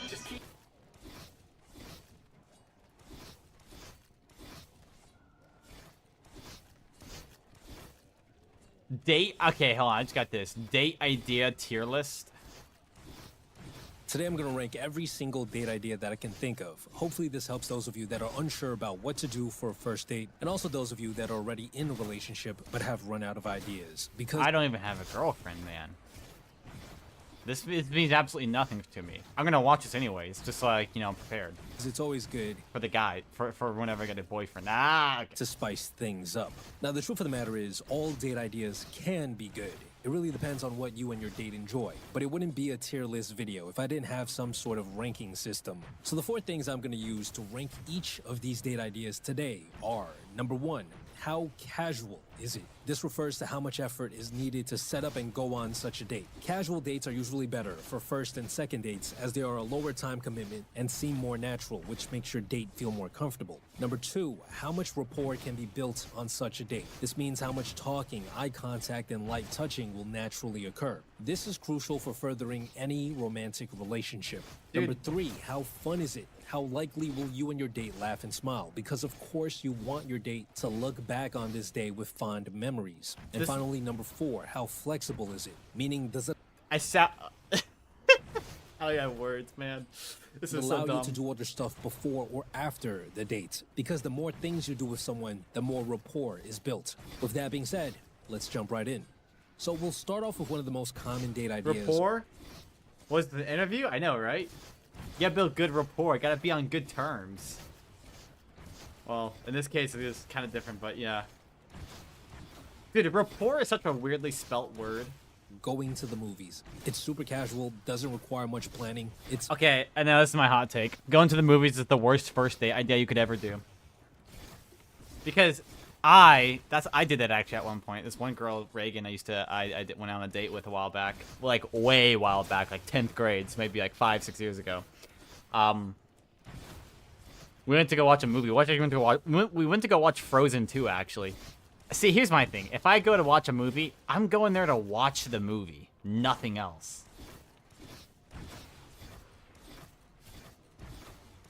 And so she hated it. She didn't like it, and I'm like, bro, I loved it because I get to watch a movie, and I love movies like that, you know. I like the presence of someone, not like I don't need to talk to them the entire time. Just the presence enough is fine. Flexible because you can do something before and after, but the problem is you can't really talk or even look at each other during a movie, so it's very hard to build any rapport, which is especially important early on in a relationship. F tier. You can do movies later on, but definitely not for a first or second date, so I'm gonna put it into the B tier. Next on our list is one of my old favorites, which is the park. I used to bring all my dates to a park back when I was living in New York City, and that's because it's very casual with park? tons of flexibility, right? You can grab a bite nearby and walk around while talking, and depending on what's in the park, you can do a bunch of different stuff, like play on the swings or sit somewhere and enjoy a nice view. Play on the swings? What do we I love the swings. I'm not gonna judge. I love the swings, man. They're so much There's fun. a lot of opportunities to build rapport while doing these things, but it really depends on what park you bring them to. So overall, I'd give this an A. Next up on our list is grabbing a meal together. Personally, I prefer to grab a meal before I do another activity, like a walk in the park, but it's perfectly fine to just do lunch or dinner if it's a first or second date. It gives you time to get to know the person, and it's also a low time commitment thing, so it comes off as very casual. Now, it's definitely built into us to feel closer to people that we share meals with, so you can build a good amount of rapport, but it really depends on your conversation skills. So overall, I would rank this as a low A tier idea. No, it's not. as It's an A tier. Usually not that fun or memorable. On the other hand, you have going for street food. I would actually rank this higher than just grabbing dinner, because getting street food usually means that you're walking around Why a do night people market date? or some sort of street fair How about where not there's tons date? of different That's food me. and things to do, which makes the experience much more fun. I would rank this as a high A tier because it has all the benefits of sharing a meal while having a lot I don't of know. activities that you can do together, but only if you can find a good spot. Next up on our list is going to a museum or an exhibit. This is a date idea that's great for deep thinkers. Now, personally, I don't think this is a museum? good first date activity Dude, unless you know. no, I'm not going to I'm not going to like a museum. Like, what does this banana taped to a wall mean? No. For sure that your date is interested in this type of stuff, because some people might find the entire experience boring. If, however, you and Why your go on a date love date? talking I don't about know. deep ideas and admire Here's my personal. That's not. I don't know if it's a hot take. Probably not. Here's my personal take on it. I find dates kind of really like. I find them odd and like a little weird. All right. Why would like coming from like an outside perspective? It's gonna sound super weird and like maybe shallow. I don't know. Why would I want to go with a random person I know nothing about to like the movies or and do things? You know? Is that weird to say? I don't think it is. Like, I would much like, wouldn't you rather date someone that you actually know and that you already are good friends with? Like, it makes it 10 times like worse, because like if they don't feel the same way, then it's like, well, there you go. There goes that. Like, it's that one. I saw one thing on TikTok saying like, don't be a baby. Go ruin your friendship. Go tell them this. Don't ruin your friend, or go ruin a friendship. I don't know. I just find the whole like I find it odd going with a random person I've never met. So that's like, I'm going based off like, oh man, I'm on a dating app. I think this person's attractive. I'm gonna swipe right or something. I don't know, swipe left, whatever it is. I don't use dating apps. I don't do it. No. And then like if you like, is that all we're going off of? Like their bio, and then this, that. Maybe you can talk a little bit through text. I don't know. Maybe I just find it weird. Go on dates as a treat with people yeah, that's what I would think, But I don't know. That's admiring art or history, then it's definitely something that could work. It's also pretty casual and flexible, so overall, I'll give it a high B. Next up, we got going for a drink at a bar. Now, this is one of the No. most common dates you'll see in young adults. do not go I know for- some no, of you look don't down go- on the idea of getting intoxicated with someone else, but in many places around the world, it's part of the culture, so it comes off as a very casual date.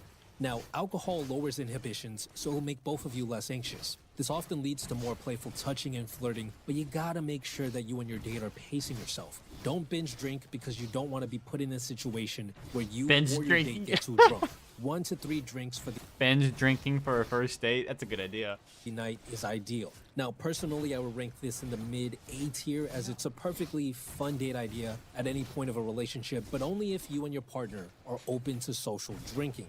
Next up, we have grabbing a coffee or tea, which is the classic 15-minute date. This is by far the most casual of all date ideas, and it's best used for a first date. Its purpose is to see if there's any chemistry at all. Now, this type of date is not fun later on in a relationship because at that point, it's not really even a date.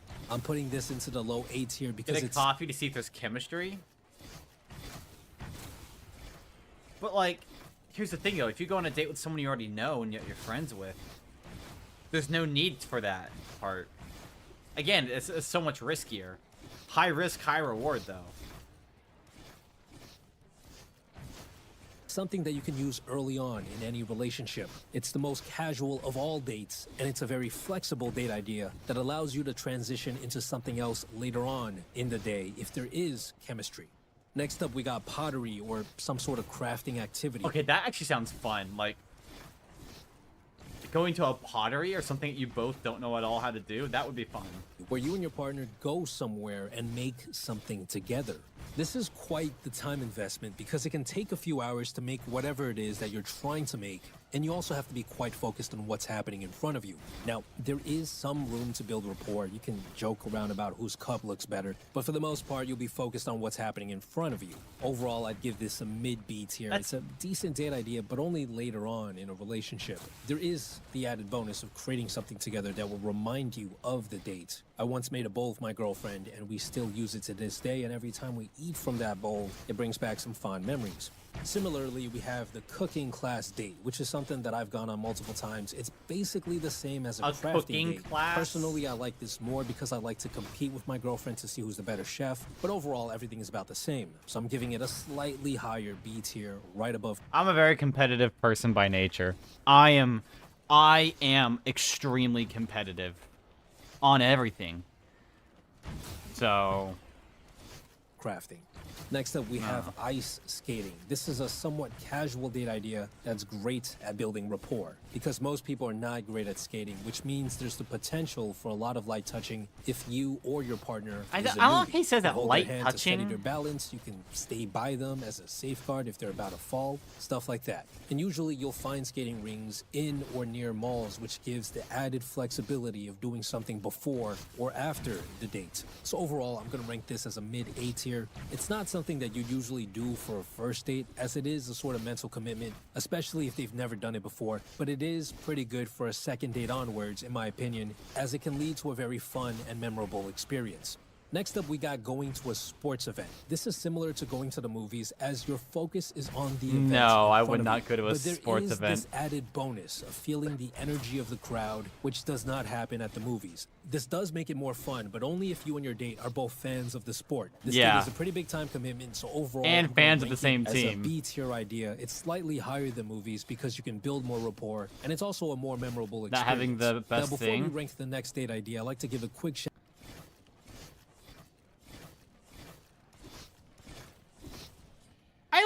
I'm okay with not having the best thing.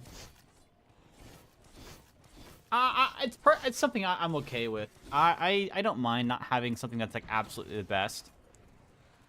I'm gonna try to make it good. Like,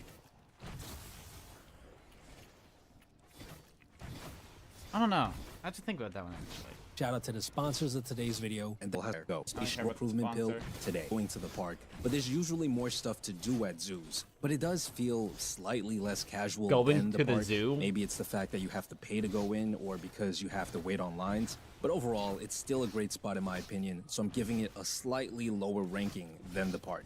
Next up, we got the mall, which is by far the most flexible of all date ideas. There's food, arcades, bowling alleys, sometimes even skating rings and movie theaters. Going to the mall is extremely casual because people hang out in the mall all the time. This plus the unmatched flexibility makes it in my I hate them all. I fucking hate them all. I hate the mall so much. I have never liked going to the mall. I don't like it. I don't like the mall sucks, In my man. opinion, one of the best spots for a first date or any date in general. No. Which is why it deserves a spot. Do you want to go to the mall and Then do we got what? going to the spa or getting a massage together. This is something that you should probably only do much later on in a relationship. I'm as not it can getting a be pretty massage big as the time first date. I'm commitment, not getting and a you can't massage in really general. talk I'm or not a- even look at each other when you're getting massages. I'm So not a there's not much massage rapport person. that can be built. So overall, I'm gonna have to put this in the low B tier. Next up, we got a couples dance Okay. class. Now, this is a pretty big jump outside Want a good here? You want here's a good one. Go to theme park. of one's comfort zone, so it's something you should save for much A later on in a couples dance relationship. class? But if you do go on this date, it is by far one of the most rapport-building dates out there because you and your partner literally have to be in sync in body and mind in order to execute the moves properly. So overall, I'd give this a low A tier because it can only be done when you're already very comfortable with each other. Then we got karaoke. Now this is a pretty fun date idea. You have the option to get drinks, which can lead to a wild night. Or you can do it Karaoke? sober. Again, But I would either only way, do that if doing it's someone karaoke that's- usually requires a fair amount of rapport to have already been built. Most Yeah. people feel shy singing in front of others, so it's definitely not something you do for a first date. But later on, maybe for a third or fourth date, it's a great idea. It also depends on the culture. There are some countries where it's perfectly normal to do karaoke, and others where it's much more rare. So I'm giving it a low A tier ranking as it's quite niche. Then we got the beach. Now this is a pretty big commitment depending Going on to how the far away beach? the beach Again, is, no. and also the fact that you have to bring a bunch of stuff like a change of clothes, towels, and sunscreen. Personally, I don't find going to the beach fun if it's a one-on-one date. It's usually more fun If it's for me group. when there's a larger group of people. Yeah, like.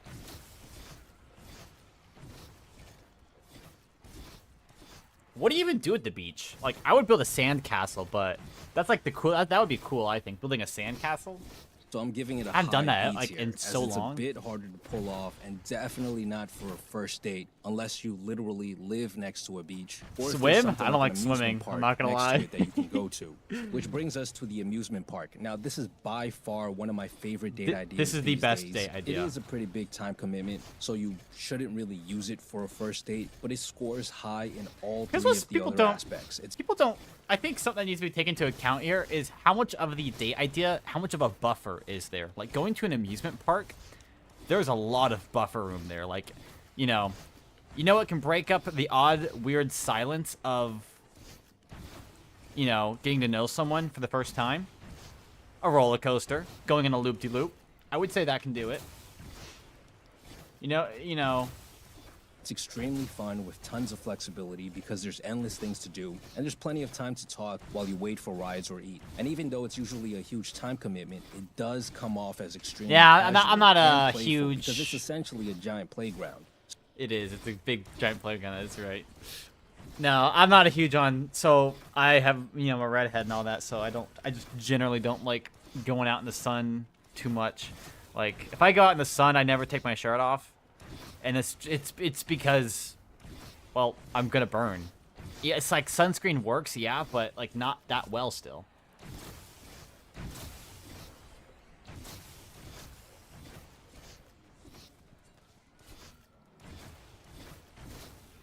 So, yeah, I'm not. I know how to swim. I'm good on that, but I just don't like So doing this it is really. definitely going into the S tier for me. On the other hand, you have the water park, which The is water basically park. an amusement park, but with water. So it has all the benefits of the amusement I've actually never park, been but to a it's an water even park bigger ever. commitment mentally because you have to wear more revealing clothes, which a lot of people would not be comfortable with early on in a relationship. So it's definitely Okay, not no. something you do for- People who don't, hot people are not worried about that. If you are conventionally attractive, then that is not a struggle or a worry for anyone. for first date. But overall, I If put you it have a six-pack, you're not gonna be worried about taking your in shirt the off high at a A water tier. It's park. Loads of fun, but maybe only from the third date onwards. Then we got the escape room, which is basically where you're put in a room and have to solve puzzles to get out. It's Ah. only a 1-hour commitment, and it's usually located in a mall, so there's tons of flexibility. Dude, an escape but room would- it's an acquired taste. Some people enjoy it. I love others don't. escape rooms. Personally, I love going to these even outside of dating. Like if I'm hanging out with someone for the first time, I usually ask them to do an escape room with me. When you're doing one, you're forced to work as a team to overcome obstacles, so it's amazing at building rapport. It's also very memorable because you're put in a high-stakes environment that's totally different than anything you'd normally experience Yep. in real life. I like So puz- I overall, love I'd puzzles. Give this a high A tier. Next, we got bowling. I think this is the most casual of the sports. Bowling related is- dates, I'm bad right? at that. It's fairly easy to learn. I've never- and unlike other sports, you don't constantly have to move, so there's a ton of time to talk. There's even room for some friendly competition, so you can actually build a good amount of Friendly? easily. More like On top of that, there's just usually competition. food There's and nothing drinks, so friendly you about can the share a meal, competition. which It's is just always a plus. competition. It's also not much of a time commitment, and it's pretty flexible depending on where the bowling alley is located. So overall, I'd give this a middle A tier. Then we have the arcade, which is one of my favorite date spots. It's actually where I took my girlfriend for our first date. It's very casual and comes off as very playful, and it's almost always in or near a mall nowadays, so there's tons of flexibility. There are tons of games you can play, which can also lead to some friendly competition. And if it's one of those arcades that gives you tickets, you can even win a prize that gives you a memorable little stuffed animal or something along those lines. Huh. This is the perfect date at any point in a relationship, so in my eyes, it deserves a high spot in the S tier. Next up is rock climbing. Now, this is Oh my- definitely not something you should do for A rock climbing date? That would be fun. I think that would be fun. Rock climbing. I might not be in shape to do that really, but I think it would be fun still. a first date, unless you and your date both happen to love it. I'm saying this because it's quite the workout. Every time I go rock climbing, I end up being covered in sweat with extremely sore forearms, so it's quite the ask for About a restaurants? first date. There also isn't much time for Yeah, building rapport, cliche- as I mean, you're mostly focused on the wall I don't in front know. of you. So overall, It can be both, honestly. When I think about like going on a first, going on a date with someone it's nothing more than just hanging out with them.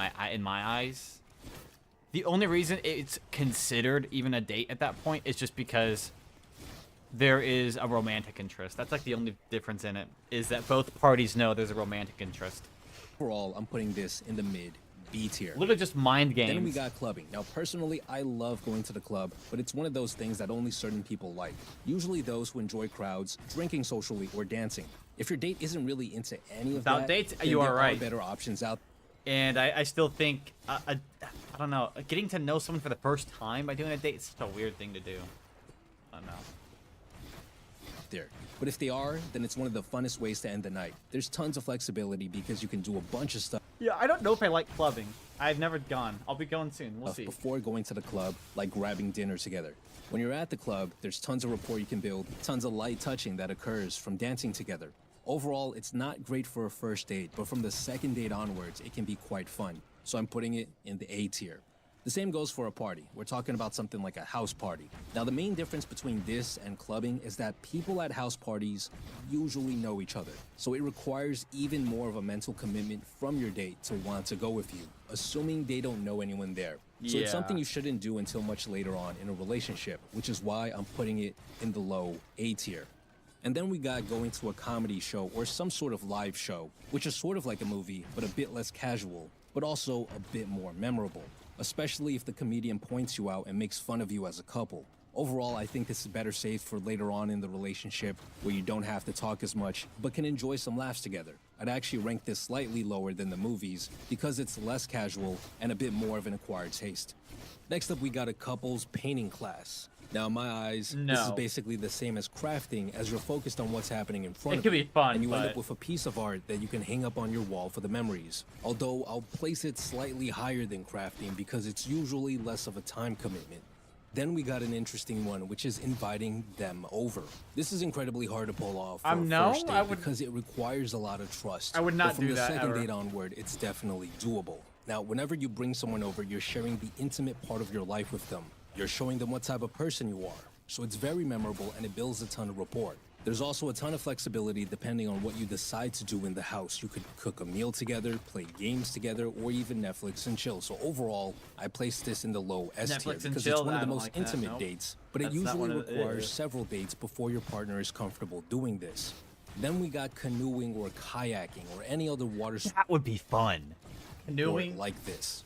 This is a pretty big commitment. Some people get seasick or are scared of water because they can't swim, so it's really not for everyone. If, however, they happen to love water sports, then it can be great. You get to sightsee while having plenty of time talking to each other when you're on water. But because it's so niche, I'm putting it into the high B tier.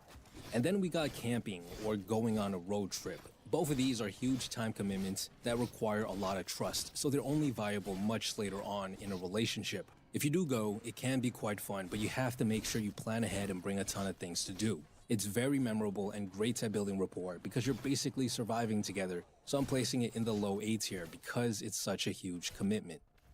Then we got laser tag. This is something that I love doing. It's a lot of fun, but it's a pretty big ask for a first date. You're basically got running biking around one, hold on. nonstop for this.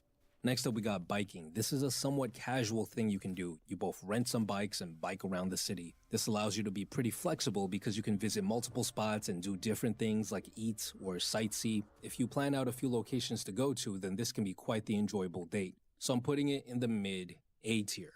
Then we have a trampoline park. For those of you A that trampoline park.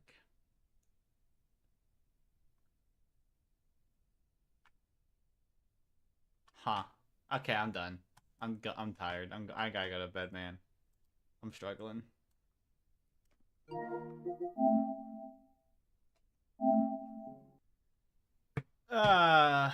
Some of the, only some of those are okay. Most of them are not, though. Ah, man. All right, good night, guys. I'll see you later. Bye bye.